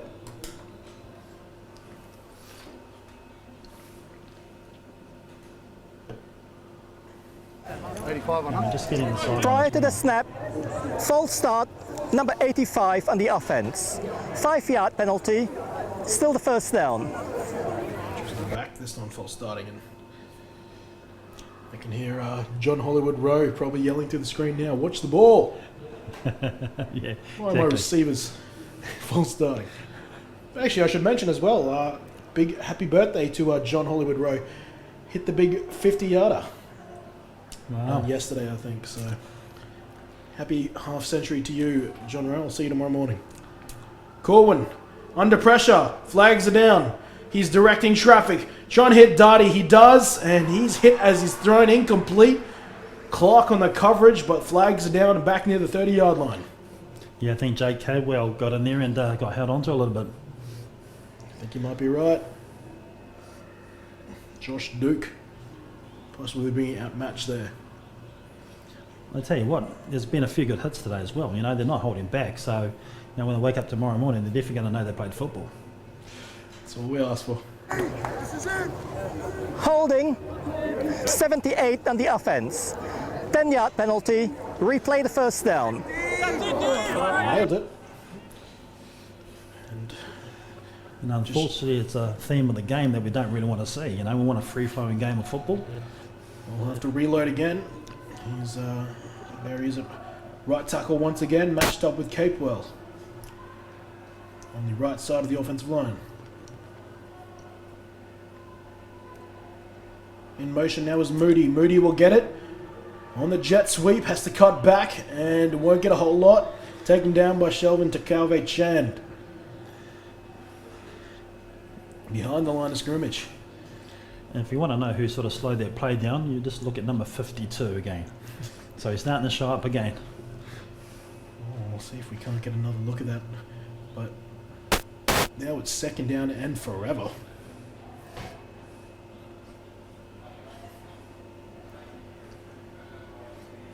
Ravens defense winning this game of field position right now. They'll keep sending the heat. Now it's Corwin back at quarterback.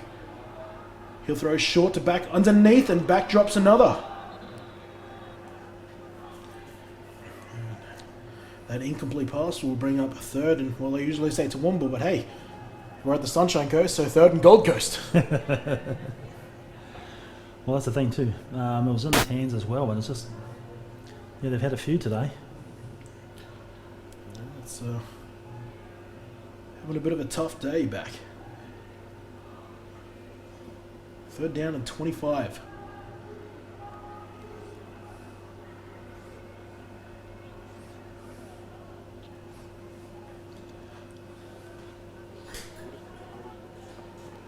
Dottie flanking to the right.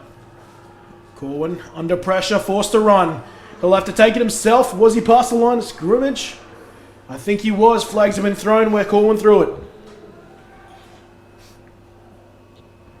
Again, the pressure from the defensive line from the Ravens. I don't know if we'll be able to see the down county here, but it's at the 30, pretty much the 36th line of scrimmage.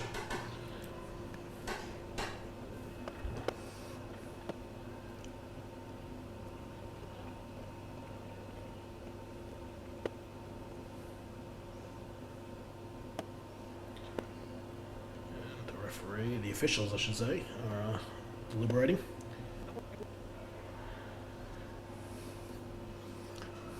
Looks like a spot foul. Illegal forward pass. The passer was beyond the line of scrimmage when the ball was thrown. 5-yard penalty, plus the loss of a down. It is now fourth down. It's got a lot more difficult there. Through past the line of scrimmage. So, for those who might be watching American football for the first time, you cannot throw the ball forward once you advance that ball past the line of scrimmage, which is where the ball is set up as per the previous play. And with a fourth down and whoop whoop ahead of them, they will send out the punt unit. And that's it. Again, just punctuated by the penalties, just stifling the offense for the Thunder. Christian Arnold back to punt. And Corey Jones, one of the few skill position players who lines up as a long snapper, will snap back to Christian Arnold. They'll have to try again. Possible delay game.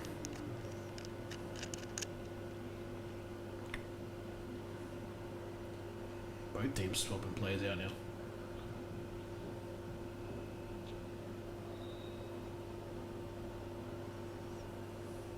Nope, righto.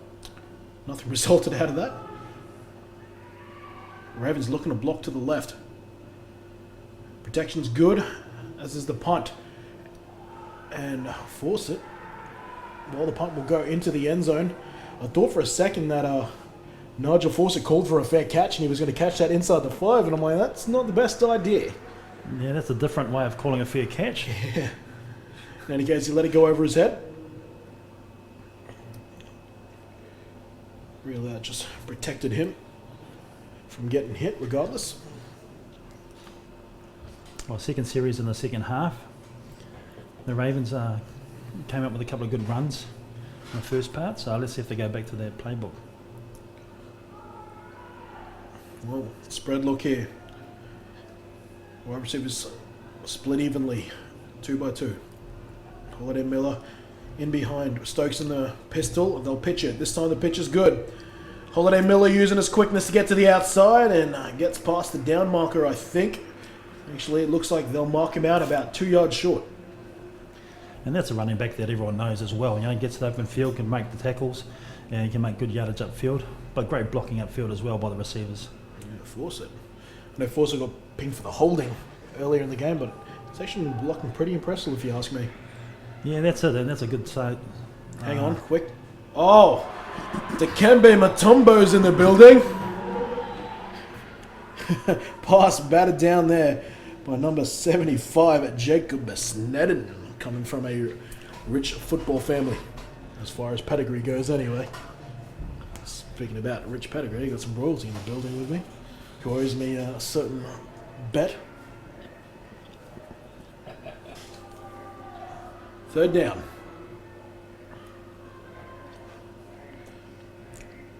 Showing blitz on the Thunder side. They almost don't need to. They've got certainly a capable D-line themselves, but they end up only sending 4. Stokes has to pull it back, and it's a clutch catch there by Warwick Russell. Out wrestling Christian Arnold for the catch. That is not only a grab, but a first down. Yeah, well caught. Double coverage there.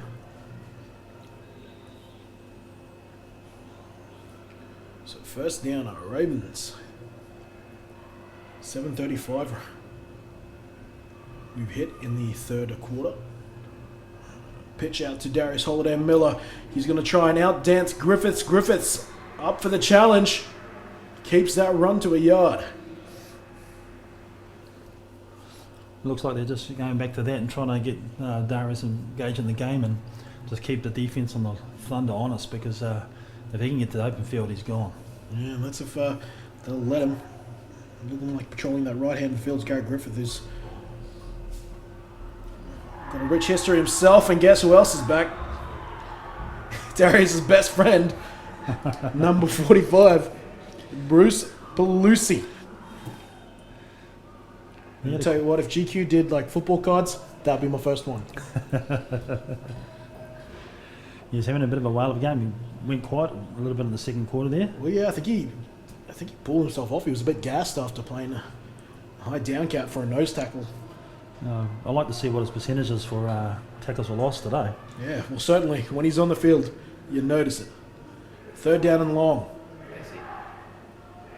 A long pass here intended. The surgeon, Dr. Stokes, trying to thread the needle there to force it. It's incomplete. The Thunder, once again, defense winning the battle there. They'll force a punt. Yeah, well, whoever can control the game at the moment is just basically trying to get momentum going. It's becoming a field position battle now. Both teams trading punts. And now we've got a flag, and I'm going to assume there was a bit of chat going, and look who's in the vicinity. My best mate, Mike Jones. Who? And at this time of the game, they don't need any more penalties as well. They managed to control the offsides.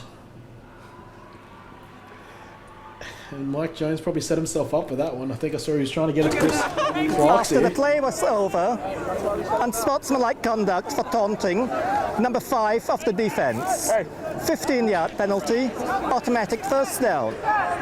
This is number It comes 5. with its territory with the Jones twins. It really does. They're some of the best smack talkers in the game, but you've got to live with some of those decisions. Yeah, it's a tough one too. But yeah, the Ravens are being let off the hook there a little bit. And yeah, absolutely. The Thunder defense worked hard to get the stop, and now they've just welcomed them deep into their territory. Ravens now at the Thunder 36. And Stokes is going to keep it. Designed run. Look at him weaving through the defense. He'll find the sideline. Eventually run out of bounds by Mike Jones. It looks like that might be just enough for a first. Yeah, the Thunder sideline was blown up a little bit about the blocking up field. And just waiting for a signal here. Could just be short. That is the case. Half a yard short, if that. So with the Jones penalty, come back to haunt them if they get a score on this. He's matched up with Mitch Bessie right now. Play action pass. Looking for Bessie. Bessie's got it. Caught and out of bounds at the 13.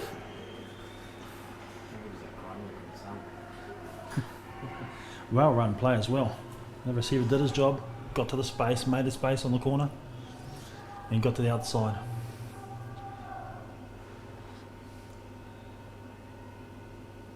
Inside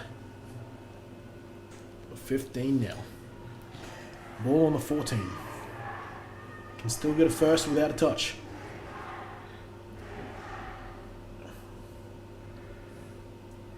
Stokes trying to communicate a couple of last minute changes. Holiday-Miller now moves to the right side of him in the shotgun. Will they give it to him? Yes, they will. Holiday-Miller breaks the first tackle, hurdles another. Now he's looking for the sideline, bouncing it to the outside. Holiday-Miller Denied a touchdown in the first half. Gets one here in the third quarter. And well executed play as well, guys. Well played. Well played. And the blocking here, they moved him to the right. Finds his hole, and well, that's a lot of footwork, isn't it, Coach? Yeah, absolutely. He definitely made them more miss as well, but nice blocking on the line. Nice blocking.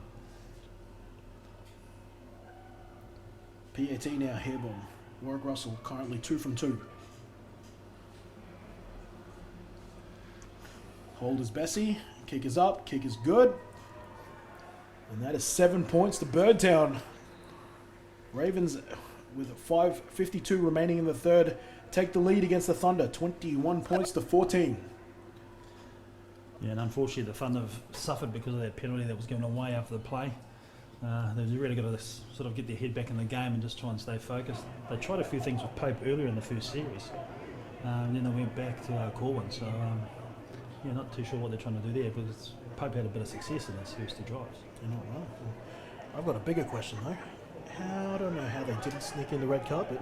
The GQ president is now standing in over my shoulder. Somehow got in and hushed all the trumpets and the royal company.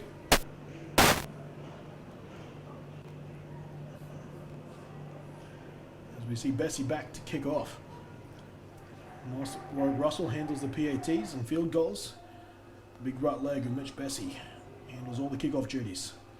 Here it is again, and he's had a perfect day of touchbacks. Will that continue? Yes, sir, it will. And it's interesting. Both teams denying the other team kick return opportunities. One through, a decision to kick short. The other one with, well, just a massive right leg. Yeah, I think just the game plans that they're executing as well at the moment. I mean, originally the Thunder didn't have to really panic in the first half as well, but definitely come out with the changes now. And then you've seen a few wrinkles also from the Ravens. But yeah, if they stick to their game plan and just try and execute, I think every team has a shot. At the moment, I think the Ravens got a bit of momentum purely with the Thunder sort of just struggling to get momentum.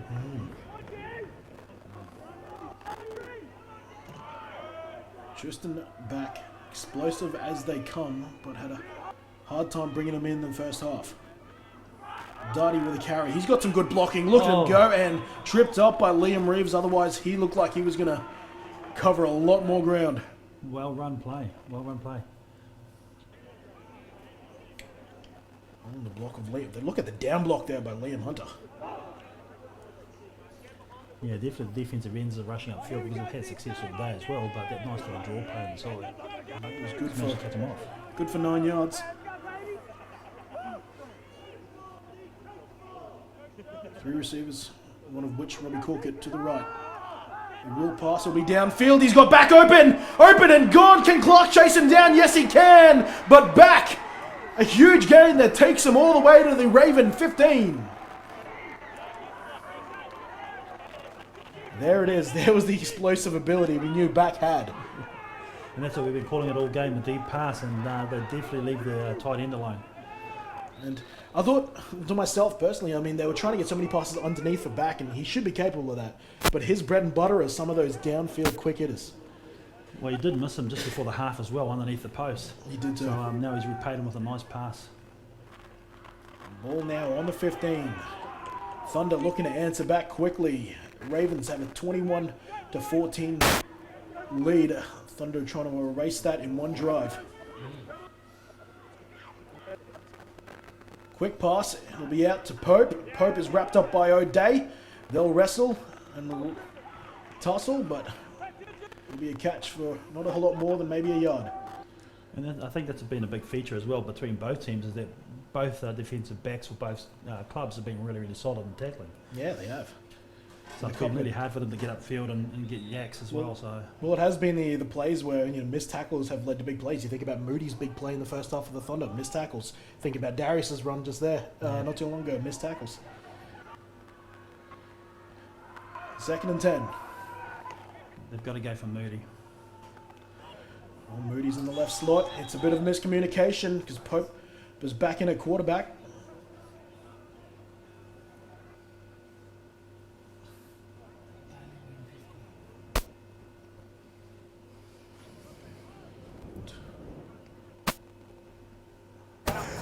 Prior to the snap, false start, the whole offensive line moved before the ball was snapped. 5-yard penalty, still the second down. That's one way to avoid calling out one play. The whole offensive line credited for a false start.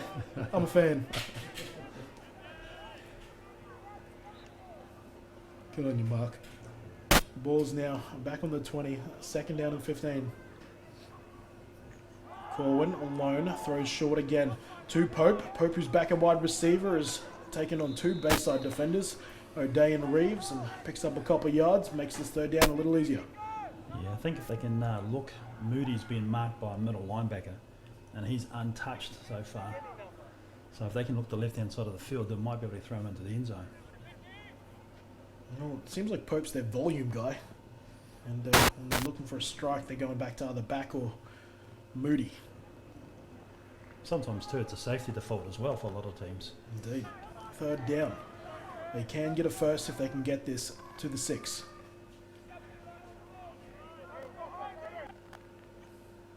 Dottie in at running back. It'll be a keeper to Corwin. Corwin will try to beat O'Day. He can't get rid of the shoelace tackle, and that'll bring up a 4th down. The Thunder trailing by 7.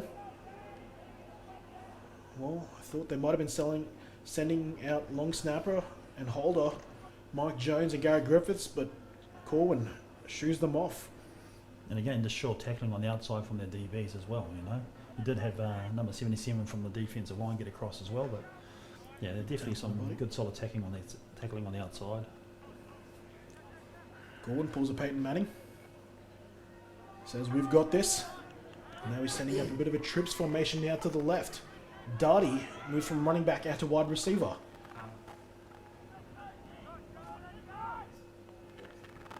And you got Pope inside slot, Moody out to the right. They'll look to get Moody. Moody's got it short, and he's got to score! Touchdown, Thunder! They answer back the drive after the Ravens scored the go-ahead. 21 points to 20 PAT to tie it up.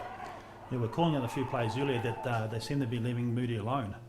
And you see there, great pass, great catch. He beats Liam Reeves, the safety on this play. Reeves, who had a fantastic first half, just gets sniped on the play. Well, you called it a couple of plays ago. Moody was the man in the red zone. Yeah, just seemed to be left alone, so he snuck in there.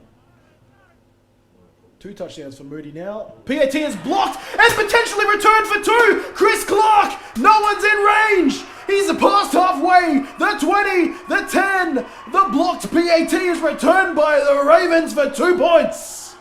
And no flags down, which is a bonus. No laundry. Well, I almost feel like we preempted this in the first half, Coach. Which will be the kicker to miss the first PAT, and not only has it been missed, blocked, but it has been returned for 2 points the other way.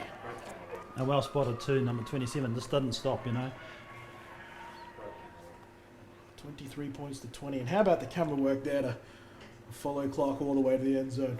Fantastic job to the LSB crew. You can throw it into the highlight reel later on.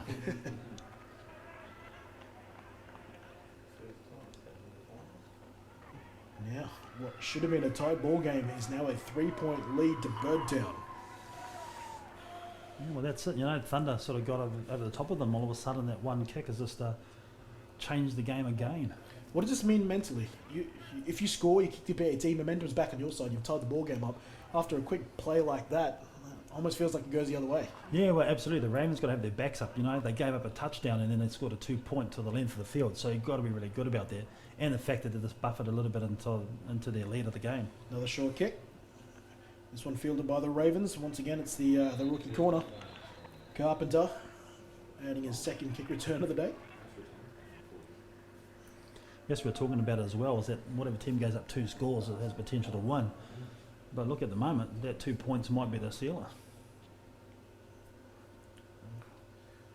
Ravens back on offense following a Thunder touchdown. Moody scoring his second of the day, but the Ravens returning a blocked PAT attempt for 2 points.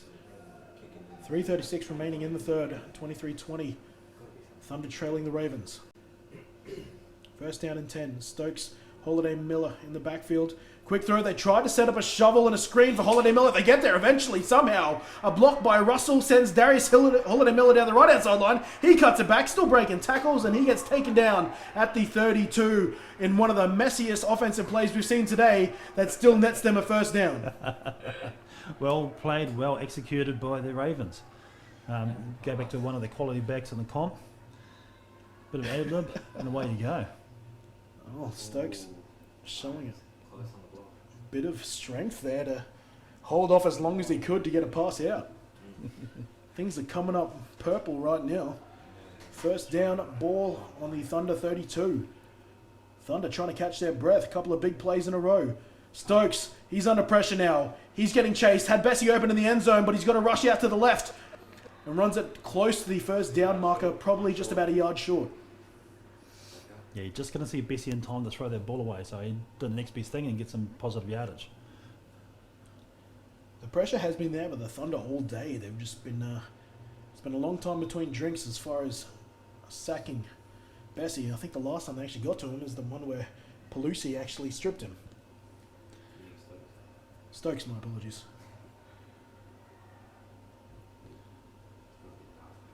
Second and short. Warwick Russell, right slot, but inside him is Nigel Fawcett, who's had his fair share of targets today as well. I don't think Bessie's even being subtle right now. He just pointed downfield. He's marked up with Mike Jones. Darius Holiday Miller gets the carry. He'll get up the middle, be taken down by the Thunder. And there's a bit of Sam Leota action with Mike Ollie in the middle of the field. No harm, no foul. And that's enough. Well, let's see if we're getting an official first down call. Indeed it is. Ravens move the ball. They get a fresh set of downs inside the Thunder red zone now. Yeah, it's just interesting to watch the Thunder on the defense and then body language as well. Hands on hips, looking around at each other. So hopefully they haven't lost it mentally at the moment. They're still at time of this game. Warwick Russell now has moved out to right wide receiver. Bessie's in the backfield. We saw a trick play last time they tried this. They're going to do it again. Holiday Miller at the end of 2 pitches. And, you know, some people, if they've moved into rugby league mode, immediately are calling forward pass there. That's behind the line of scrimmage. They have every right to throw that forward, provided they didn't advance past the line of scrimmage. Absolutely. Number 80, Fawcett, too, had a really good block downfield that didn't call him. I think they've got to be wary of that. Particularly, I think the Ravens want to run that whenever they're on the far hash in the red zone. And Jaron Hugadike, who was taken out earlier, has taken off his kit. He looks like his day is done. A play action pass over the middle to Fawcett. Fawcett's got it short of the red zone. Can he drive his way through? Yes, he can. Nigel Fawcett, who's had a busy day. He notches a touchdown here for the Ravens. They take a 2-possession lead, PAT to come.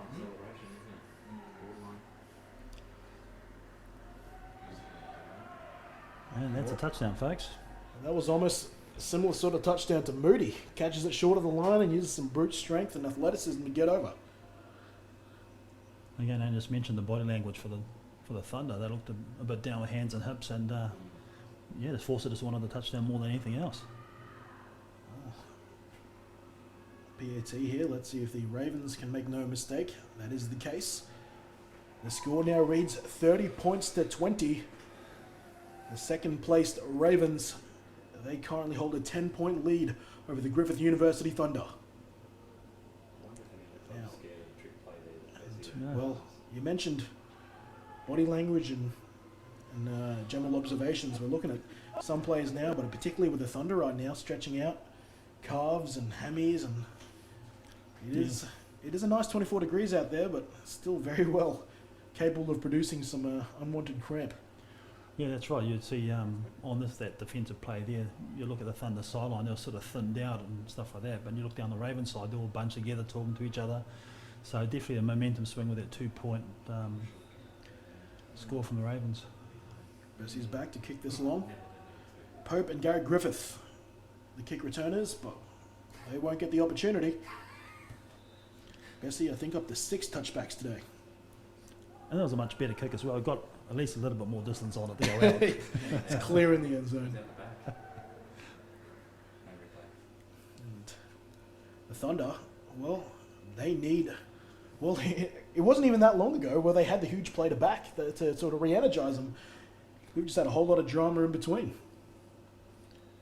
Yeah, well, that's it. They were on the goal line only a few minutes ago scoring, and then all of a sudden they're behind the 8 ball big time. Well, they're going to need more of that Tristan back magic. Try and grab a hold of the momentum, which has been wrestled in the direction of Bayside as of right now. Corwin, they'll need his experience. Great block on the outside. Pass is caught by Pope, just short of the 30. Yeah, that's going back to what they know best as well, throwing to their good hand receivers on the outside, making those yardage plays, picking up the first down, doing all the sensible stuff. They've got a lead. And big Cameron Helbig showing off his agility there to get a good cup block on the outside.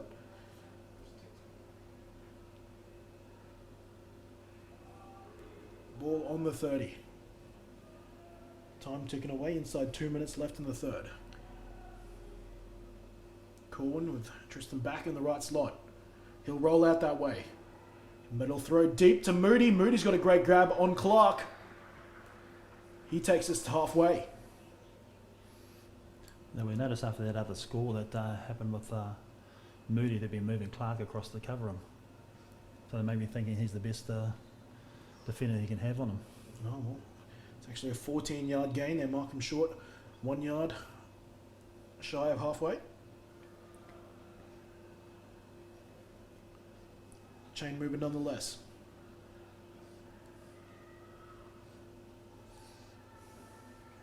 Corwin willing his big offensive line to get them downfield. Darty in the backfield. They'll try to use that offensive line now, but takes in a party. Gets through and blows things up. And good penetration on that defensive line by number 77.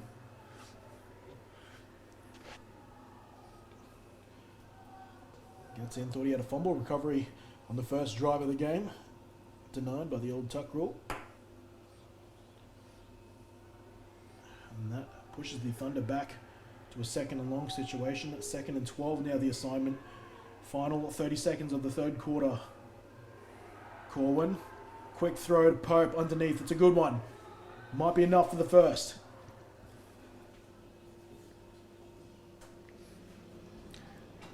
Yeah, they just Clear seem to out be the middle and hit Pope underneath. Yeah, they seem to be trying to run like a zone on the outside of the defence. So again, just in that last play, Moody was actually unmarked again. Well, the Ravens probably run more cover 3 than most teams in the men's division. And that will be the end of the third quarter. We will see a 3rd down conversion to open the 4th quarter with the Thunder. They trail the Ravens by 10 points, 30-20, moving into the final quarter of the first men's semi-final.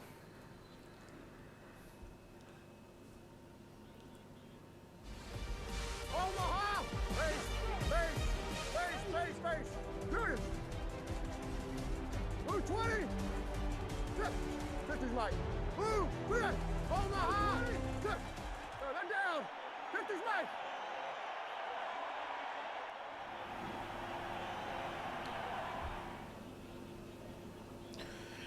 Thank you for Tribal Sport for another Tribal Sport timeout as we change quarters.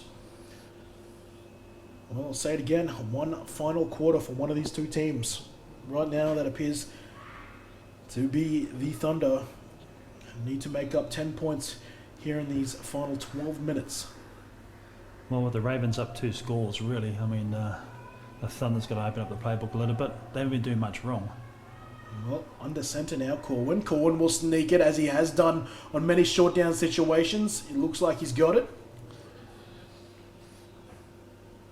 Yeah, well, considering the first down marker is behind the 45, I think Corwin's going to be safe.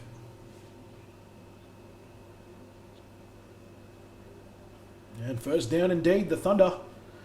Well, they've got the first part right. A fresh set of downs here at the start of the 4th.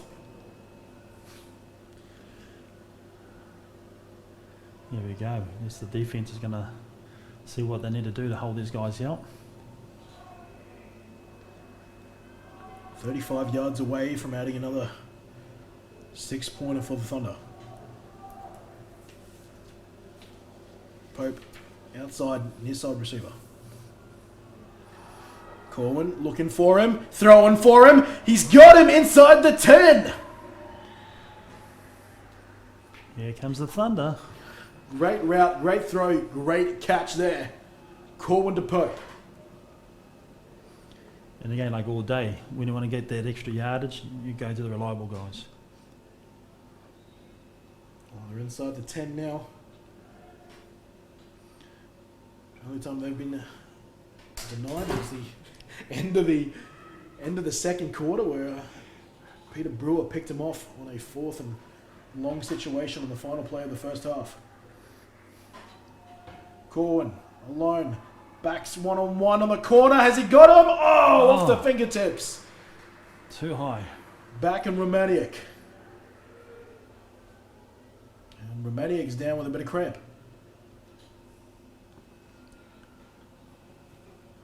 Just a tad too high. Perfect pass though, but a great idea as well. Get in that end zone. I think that was a bit of the old China concept, the old outside hitch with the inside corner.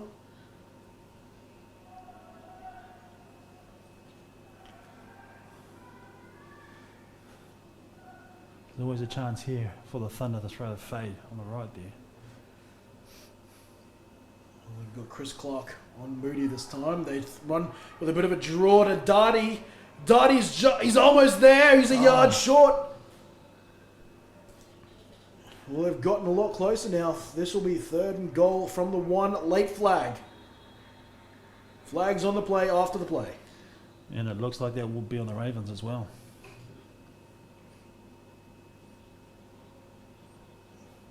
If it is on the Ravens, it'll most likely be a fresh set of downs, and we'll just move them that half a yard closer. After the play was over, unsportsmanlike conduct, number 52 of the defense, half distance to the goal, automatic first down. Gabriel there gifting the Thunder with a fresh set of downs, and I don't think we're expecting anything else other than Tommy Corwin getting under centre and doing what he's been very successful with all day. He'll sneak it. He'll get it. The Thunder had Tommy Corwin's 2nd sneak touchdown of the day. Well caught, Kenny. Doesn't take a genius. If that's a telltale sign, and this time he pulled it and actually moved to the outside as well, so he moved away from the centre. Well, with the penalty enforced, the Ravens had time there. They put everyone in their grandmother, plugging into. They fit as many people as they could into those A gaps. Yeah, and that's a tough thing. You know, we spoke about Jones giving away a penalty earlier. Now, Capewell. There's just that's the way the game goes sometimes. Well, they're going to be extra careful here after what happened last PAT.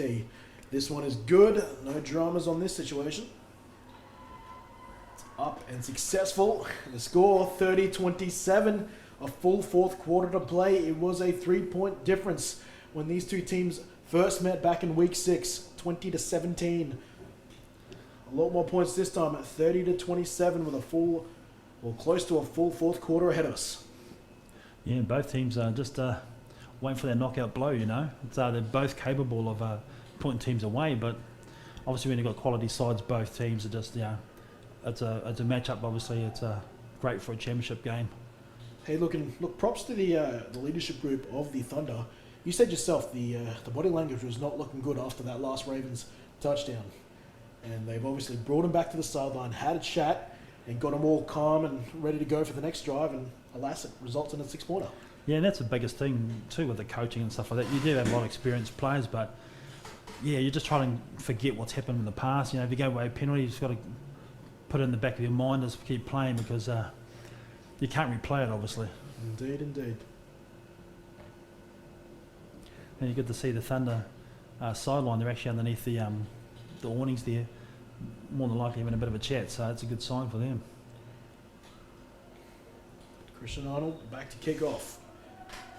He's been kicking them short all day. I doubt that will differ on this situation. It's a bit of a line drive. It actually could be returnable here. Holiday Miller will pick it up on the 15. Won't have the opportunity to run the little reverse they do. He'll just truck forward and get this ball back to the 25, and there we have it. The first legitimate kick return of the game. That's, or at least a kick return that started back behind the 20. Well, it's good field position too for the Thunder to try and keep them contained at this end of the field. It'd be interesting if they go back to the running game as well. They've been having to get a couple of little wins out of that. As stupid as it sounds, if you're the Ravens, I know it's the fourth quarter, but you've still got to keep thinking score here. You're still got to play. You're still very far from trying to chew this clock out. Now, we already saw it in the first half with the strip. They pitch it. Holiday Miller. He bounces it to the outside. Him versus Griffith once again. Griffith forces him inside, and he cops a huge hit from Trago.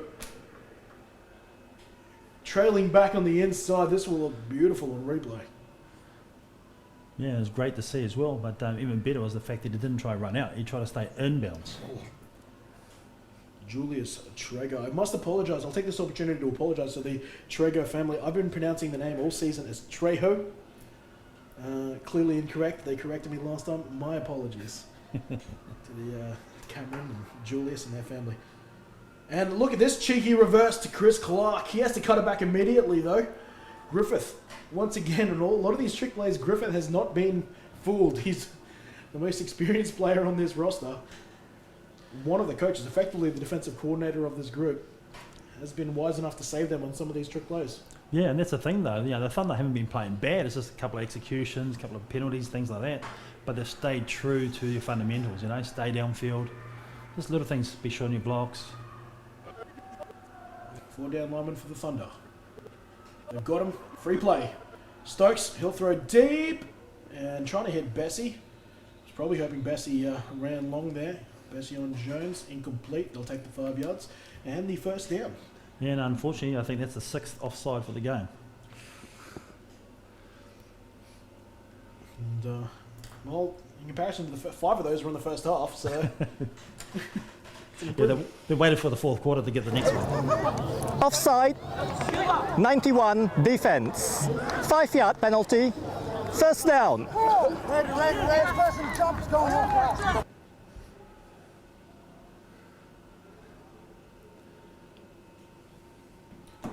So the offside penalty there gives them the first down. The ball is now on the 36-yard line. Stokes with a weird snap. He's hit as he's thrown. He's saved by Bessie.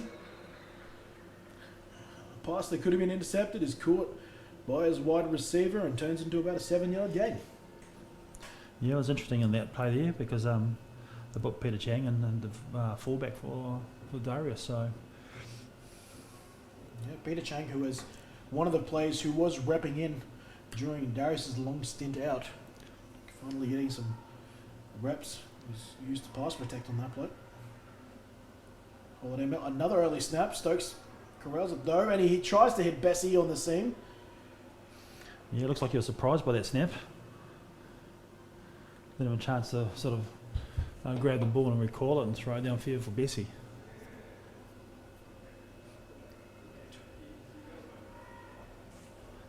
Bernie Morrison giving Ben Stokes some instructions.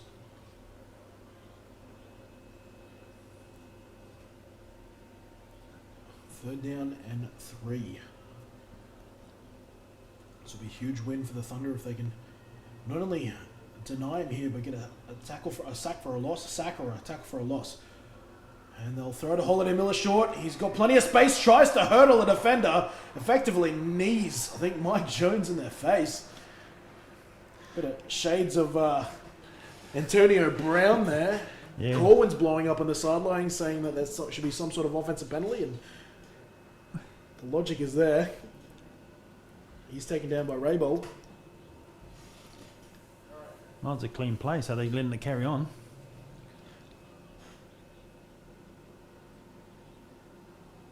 Well, they haven't moved the chains yet. The referees are still... The officials. I keep saying referees, whilst there's only one of them by definition. Wanting to have a chat about it. Chains still yet to move. Well, normally if there's a leap in the game, it's if you land on an opposition player. There's the only penalty, really, and he really wasn't. He was trying to avoid the tackle, so it wasn't unsafe. I think it's a different case if he raises the boot. That's a sole of the foot to the player. And, well, they're going to say no call was necessary. First down to Ravens, following the Holiday Miller reception.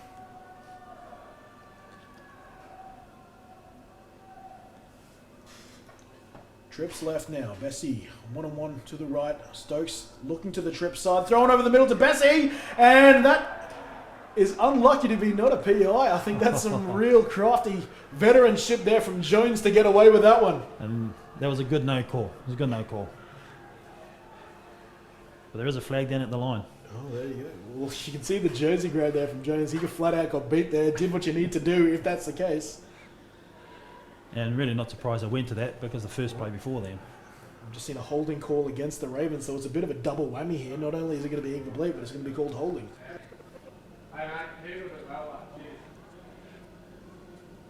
See if we can spot it on the line.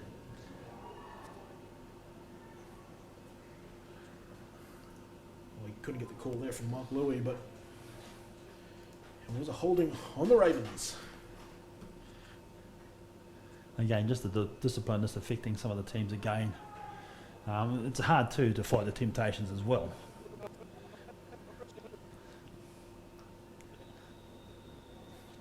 Ball following that penalty has been moved all the way back to the 41 yard line, the Thunder 41 yard line.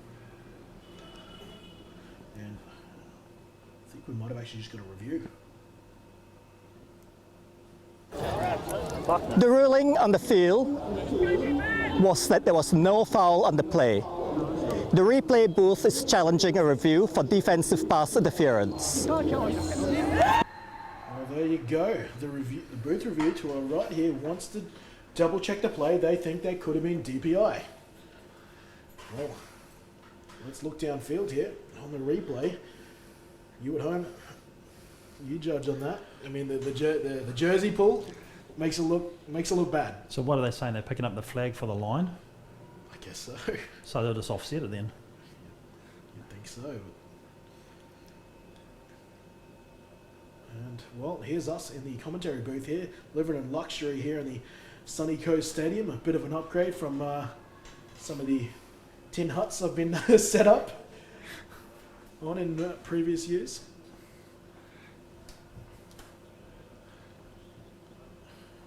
And I'm looking to the gentleman to my right who are studying the screens very meticulously. So it looks like they're going to reverse the play. The ruling on the field of no foul is changed by instant replay to defensive pass interference, number 5. That penalty offsets with the holding. The previous holding penalty and the defensive pass interference offset. The down will be replayed. The joys of having our referees mic'd up. There it is. You're right. The holding call still stood. So these penalties will be offset, and we will just replay the down. Oh, well, they cleared that up then. I think that, honestly, it was probably the best situation. Happy days. Good job, Booth.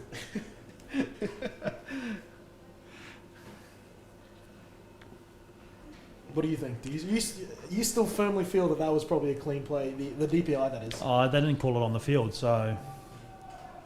Now, if you can get away with it, cool. You're old school like that, aren't you? Oh, yeah, for sure.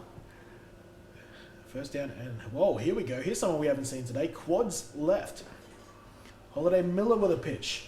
The whole 4 wide receivers are blocking for Holiday Miller, and he takes advantage of it. But now we've got another flag on the field. And that's the hardest thing too. The temptation to hold on the outside when you know the running's coming your way.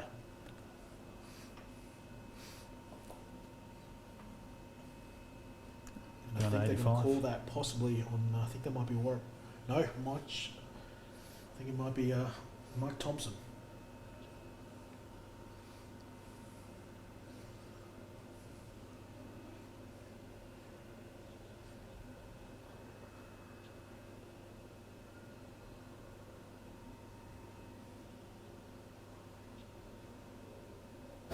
Holding, number 80, on the offense.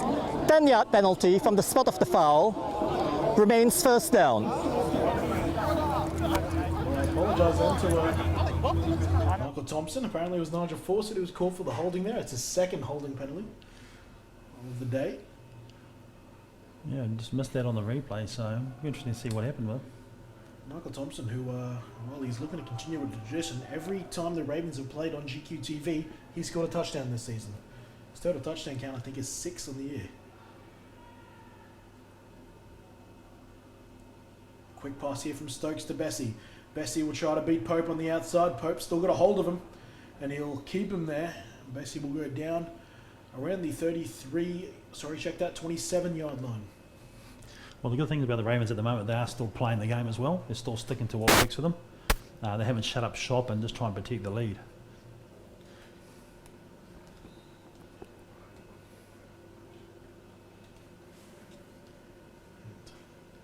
Second down now. About 6 to go. Stokes looks quick to the right, fakes it this time. Now he's looking for Warwick Russell, and he's got him. Touchdown Ravens. Russell's second of the day. Flags are down back where Stokes threw it. Hold the phone. Great double move on the outside.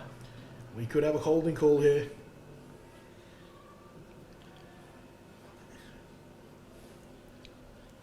And they really set that up with the previous play, didn't they? No, for sure. They definitely had a game plan in mind, but again, just some little inconsistencies with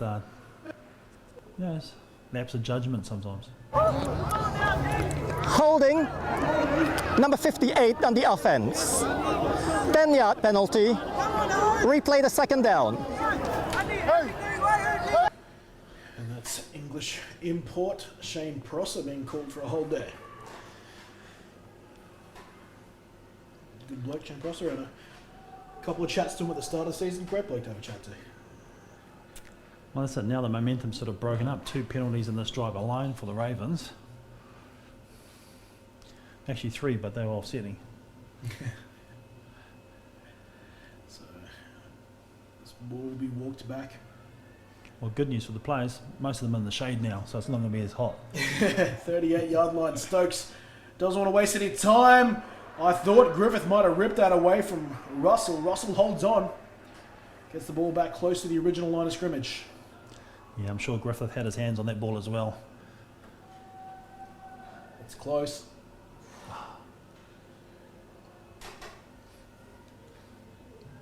But again, credit to the Ravens as well. They keep playing.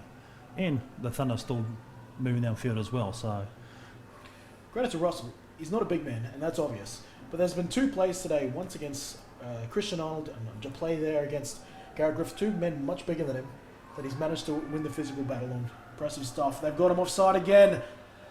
Oh, that could have been dangerous. well, as we For said Lucy earlier, on the blind side. there's only 2 for this half. So,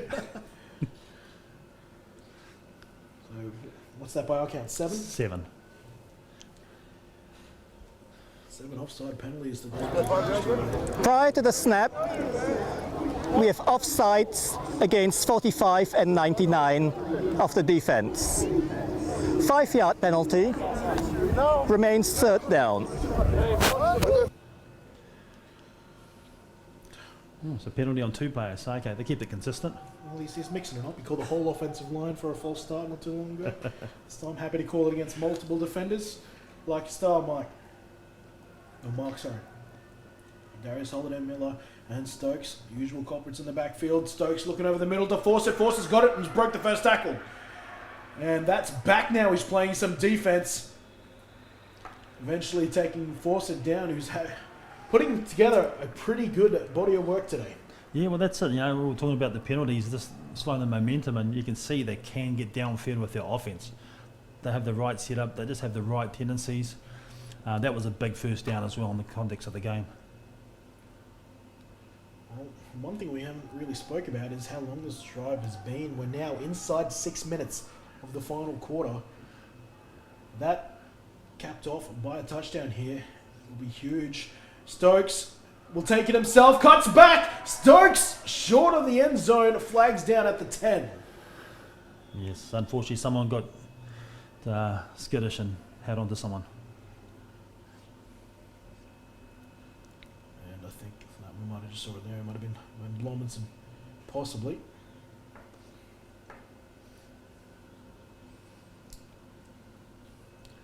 And unfortunately, after that play, one of the Thunder's players has caught a bit of an injury. We didn't see that now. Possibly Daniel Raybold, 34, I think. Holding, 68 on the offense. 10-yard penalty, still the first down. There's AVB indeed. There's some of the supporters here. Yeah, it's a beautiful venue here as well for football.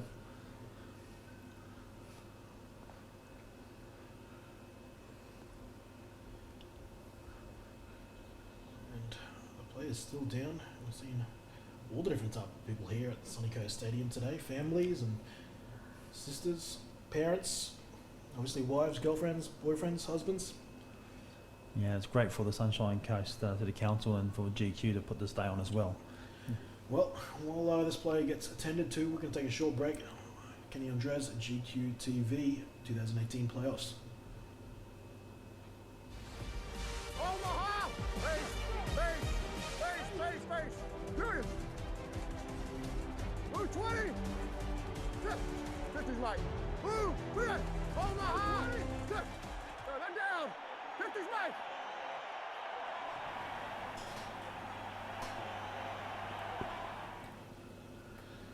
And another Trub Sport timeout.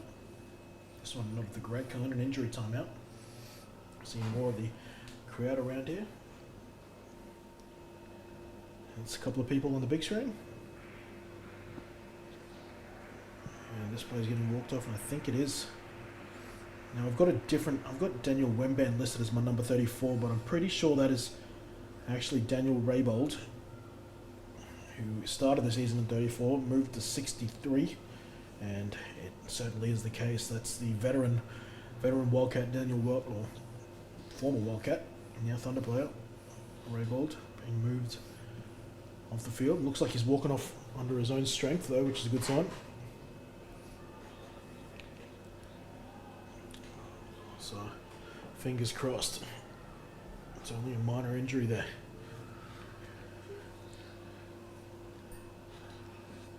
Well, here you go, first and goal. And the Yeah. Ravens with the ball. Yeah, before that penalty happened there, it was a Nigel Fawcett grab for a first down. Under center now, Stokes. Darius in almost a fullback position. He fakes a pitch, takes it himself. Oh, he pitches it out last minute. Craziness. Outrageous. Yeah, trying to push a few extra yards. He tosses the ball out for some reason. Oh, look. We've seen him do some crazy stuff. I think back to the men's AGL where he pitched it last minute there to Darius Holiday-Miller right before the goal line, which got him a touchdown against Victoria. So he certainly has reason to give it a try, but that was a whole new definition of late offload. So to give him credit, he's still playing, so that's the, Second down, ball and goal, ball and 12.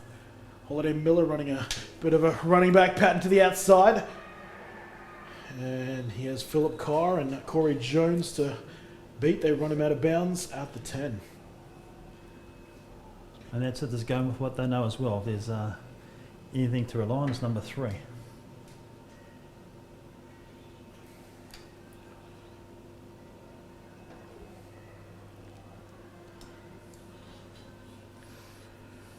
Just under 5 minutes remaining. Ravens more than happy to see that clock tick down. Of course, they'll be a lot more comfortable if they can punch it in as well. Stokes rolling out. He's got Holiday-Miller if he needs him. He'll throw for the end zone. Oh, what a play there. Mike Jones coming up with the pass deflection. Yeah, Mike Jones, he read that really, really well. Just coming out in the backfield.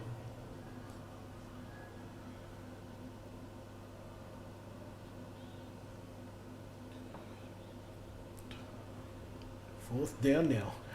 Will the Ravens send out the field goal unit? I'm looking at Mitch Bessie and Warwick Russell. They've lined up and they're going to take 3. This will give them a 6-point lead if successful. 4:48 remaining. Clock stopped. Russell, who's been perfect on PATs, is now perfect on field goals, 1 from 1. Yeah, so I guess the Ravens will be back in their defense to try and hold up the Thunder. But going off the last series, who knows? Following that kick, the score now reads Ravens 33, Griffith University Thunder 27. 4 minutes and 42 seconds remaining in this game. As we say that, we see the players of the next game already on the sideline, ready to go. I can see some Gold Coast Stingrays here on the near side sideline. Brisbane Rhinos probably aren't too far away either. Well, here we go. We're trying to get into the last 5 minutes of the game. And definitely it's all up to the Thunder now to sort of implement their game plan. They've had success in throwing and running, so it'll be interesting to see where they go from this. As a neutral viewer though, doesn't it just make it exciting that this game could be won in 1 possession?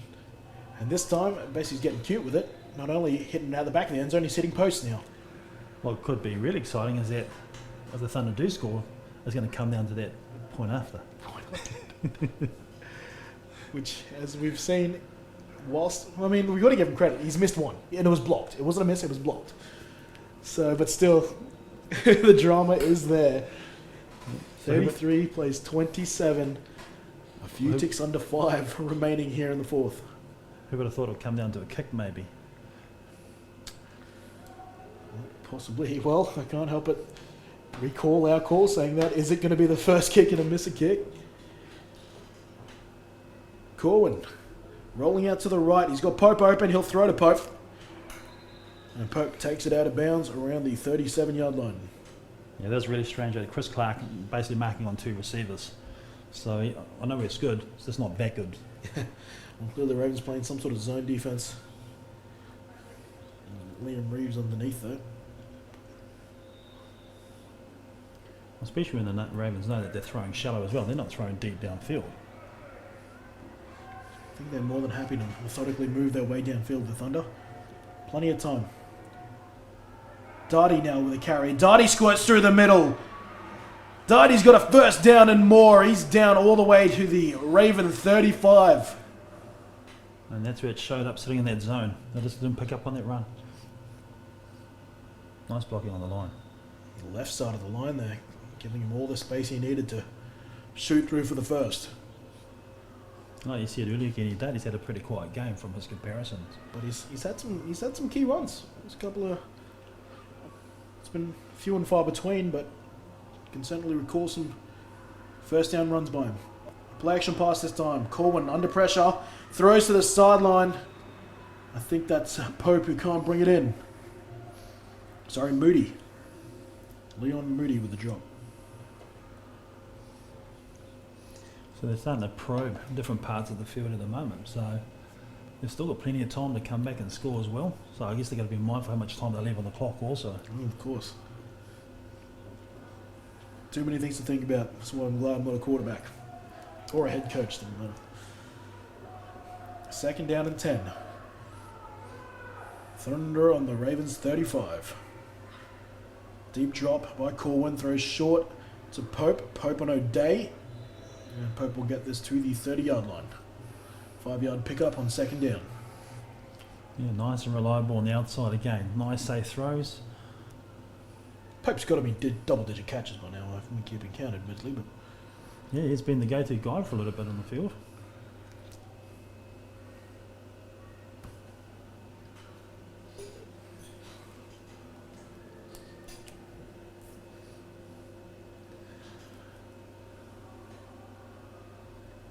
Here we go, we set out the tight end. haven't heard a lot of Corkett. Straight away. And throw out to the left to Robbie Corkett. Speak of the devil. Nailed that one, Romo. Yeah, they're sitting in that zone really, really soft at the moment. That one takes them inside the 15. Yeah, he just sat right down in the zone and the defenders didn't catch it.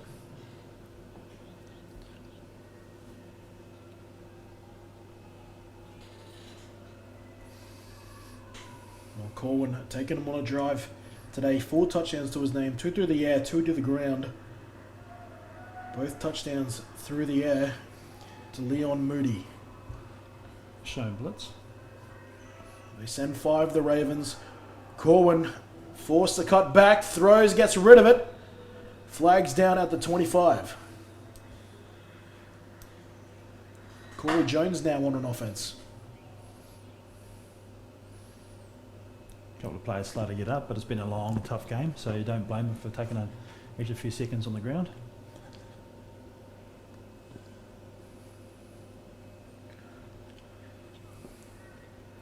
Be interesting to see the mindset of the Ravens as well. I mean, they're holding out as best they can, but if they get the score, what's their mindset from that point? Not wrong. Tell you what, after last year's Sun Bowl, I certainly don't think they'll want to lose by a 2-point conversion. Offside, number 9 defense. 5-yard penalty. Replay the first down. For the Ravens called offside on that play.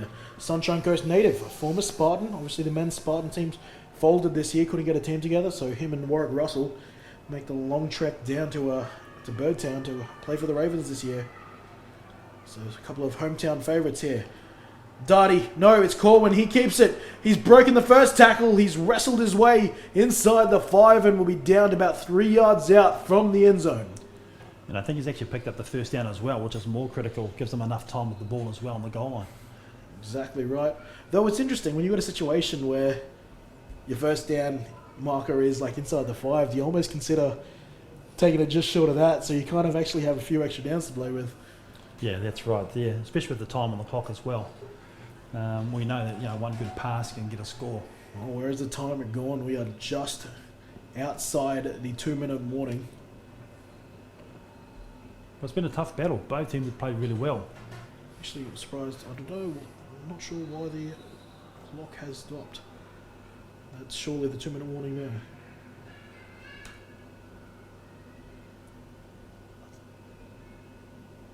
Warning. 2 minutes left in the game. 2 minutes remaining. 2 minutes remaining. The key thing, both teams have all 3 timeouts as well. This 2 minutes could be quite long. So I think if you're either team, I don't think you have every right to be comfortable no matter the result of the upcoming play. Well, without stating the obvious, if there's a score here, it's going to come down to the kick. Well, even then, you've got close to a full 2 minutes, 3 timeouts for the Ravens, if that's the case. Darty, he's in a running back. No scores on the ground to him today. Will they trust him? Corwin will keep it. Corwin looking for his third on the ground. He's got it. Touchdown, Thunder. A successful BAT here will give them a lead inside the final 2. And the game is back to life. Corwin, 5 touchdowns today, 3 of them on the ground. Well done. He's been persistent all day. We was talking about his arm and his strength about throwing and stuff, and he's just stuck to his gun. So well done. 33-33. They've sent the kicking team out. The lead currently rests on the right boot of Christian Arnold. Holding is Griffith. They just call a timeout here. They want to make sure they get this right. Yeah, number 67, Trago, on that, he really sold that run. He actually did a nice pull to the left and really sold it, and the defense followed him. And as much as we talk about the kicker, everyone else involved, Corey Jones, the long snapper, the holder, Garrett Griffith, who's been a key player today. He, as I've alluded to before, plenty of experience in Europe. He was last in Ostrava, which is a small town outside of Prague, playing in that competition. Before that, he was playing in Germany, Italy, Finland. Plenty of experience in the semi-professional European ranks. Here he is into hold once again. Shy of the 1 block, they have been perfect on PATs. 4 from 5. This is down, it's up, it's good! The Thunder! A 1-point lead with less than 2 minutes remaining. Well, there you go. We never counted them out. Ben Stokes and this offensive unit, they will need to rally to get inside field goal range. Well, with 2 minutes to go, well, less than 2 minutes to go, Ravens, what are they going to do? They've been playing the whole game. Well, what they've also proven, they can kick three. 33, 34, 155 remaining. Thunder lead by a lone point. There's the Bayside sideline. Well, no one looks defeated. Everyone actually looks freakishly calm. Now, do you think they'll go with what they've been doing all day and kicking short, or do you think this time, let's just maybe kick it a bit further? That's a good question, and it's not one I want to be in charge of. Like you say, they've kicked field goals in the past, so... But that being said, the Wildcat contingent of this team, the playoffs last year and the Week 12 matchup, the Ravens returned 3 touchdowns on them. Kickoff touchdowns on them. By these 2 same players, Mitch Bessie and Darius Holiday-Miller. If experiences accounts for anything, I don't know if they want to go back to that. And they will keep it short. Bessie will pick it up at the 21. They will try to get this going. It's a fumble! It's a fumble! The Thunder! They're on it! The Thunder have recovered the football! Bessie and Holiday-Miller tried to get the reverse going. The Thunder could be in possession and have one hand on a Sun Bowl berth. Unbelievable call on probably 2 of the most experienced players on the team. Bessie had it out, Holiday-Miller snapped at it, and Griffith. well, it was taken away by one of the most experienced Thunder players on the team, Garrett Griffith. That's a good name, isn't it? Griffith. Offside, number 58 on the receiving team. The penalty is receiving team. The fumble was recovered by Thunder. First down. I was about to say, that was ridiculous. And, geez, I haven't seen an offside on the receiving team on the kickoff unit in God knows how long. Well, they've got 3 timeouts, the Ravens. It's not impossible. But that Thunder... And the biggest thing too is the Thunder can actually still do a first down as well. So absolutely, they can just they're not in a position where they can kneel it out. But 1 first down, more or less, should do it. hope there's not a bit of an omen, because the Thunder ladies team was in the same position in their game when they tried to control the game, and they did lose the ball. They did. It was Riley Hodgson who forced a fumble along with Tiafi Thurston, recovered by Ella Briscoe, which gave them another opportunity. The Thunder just outside of the Ravens red zone, ball on the Ravens 21. Well, right now they need Darty, they need Corwin. And Corwin's going to trust himself to hold on. He gets about 5 yards. The Ravens will call a timeout.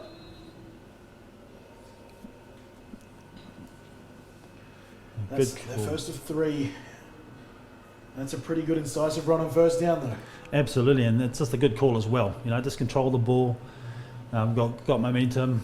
They've scored. They've got the recovery. They're on a bit of a high at the moment.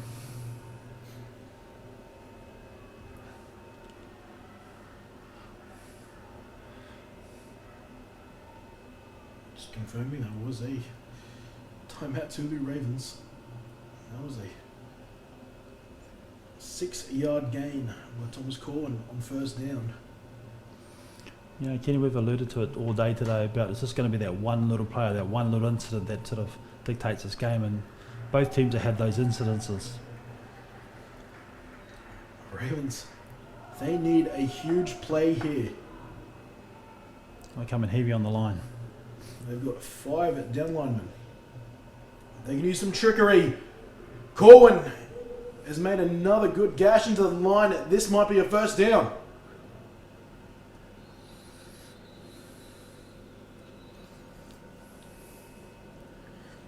They bring Pope in motion there just to keep the linebackers honest for the Ravens. Another timeout. Actually, judging from where the down counter... waiting for the down counter to sit. They might have actually lost yards. Yeah, it looks like it's just short if you go by the chains. Well, judging from where the officials are, it is just short.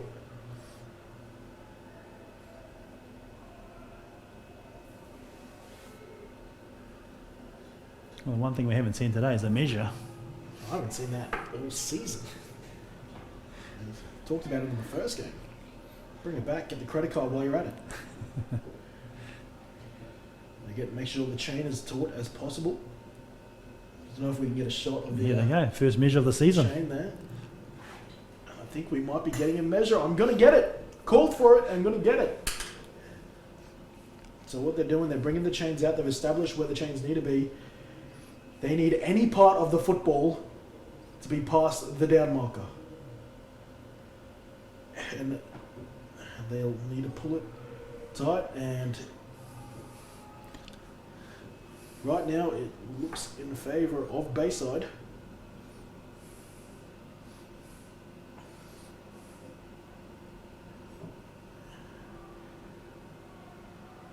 And I think they've just confirmed that. So there it is. Called for a measure and I've got one. I'm happy. Missed field goals, safeties, Returned 2 pointers. 2 pointers. And here it is. 3rd and short. The Ravens. What are you going Calling to the centre? Well, calling it. Frankly, they need 2 Herculean plays back to back here. Thomas Corwin, no surprises what he's doing. Everyone in the stadium knows what Corwin is doing. They can't stop it.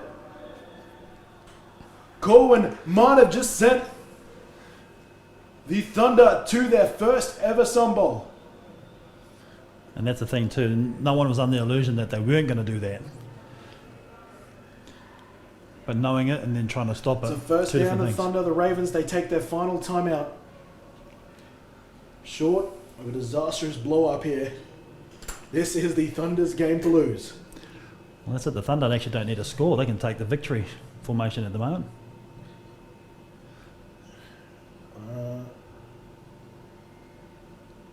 think we'll probably stick with it.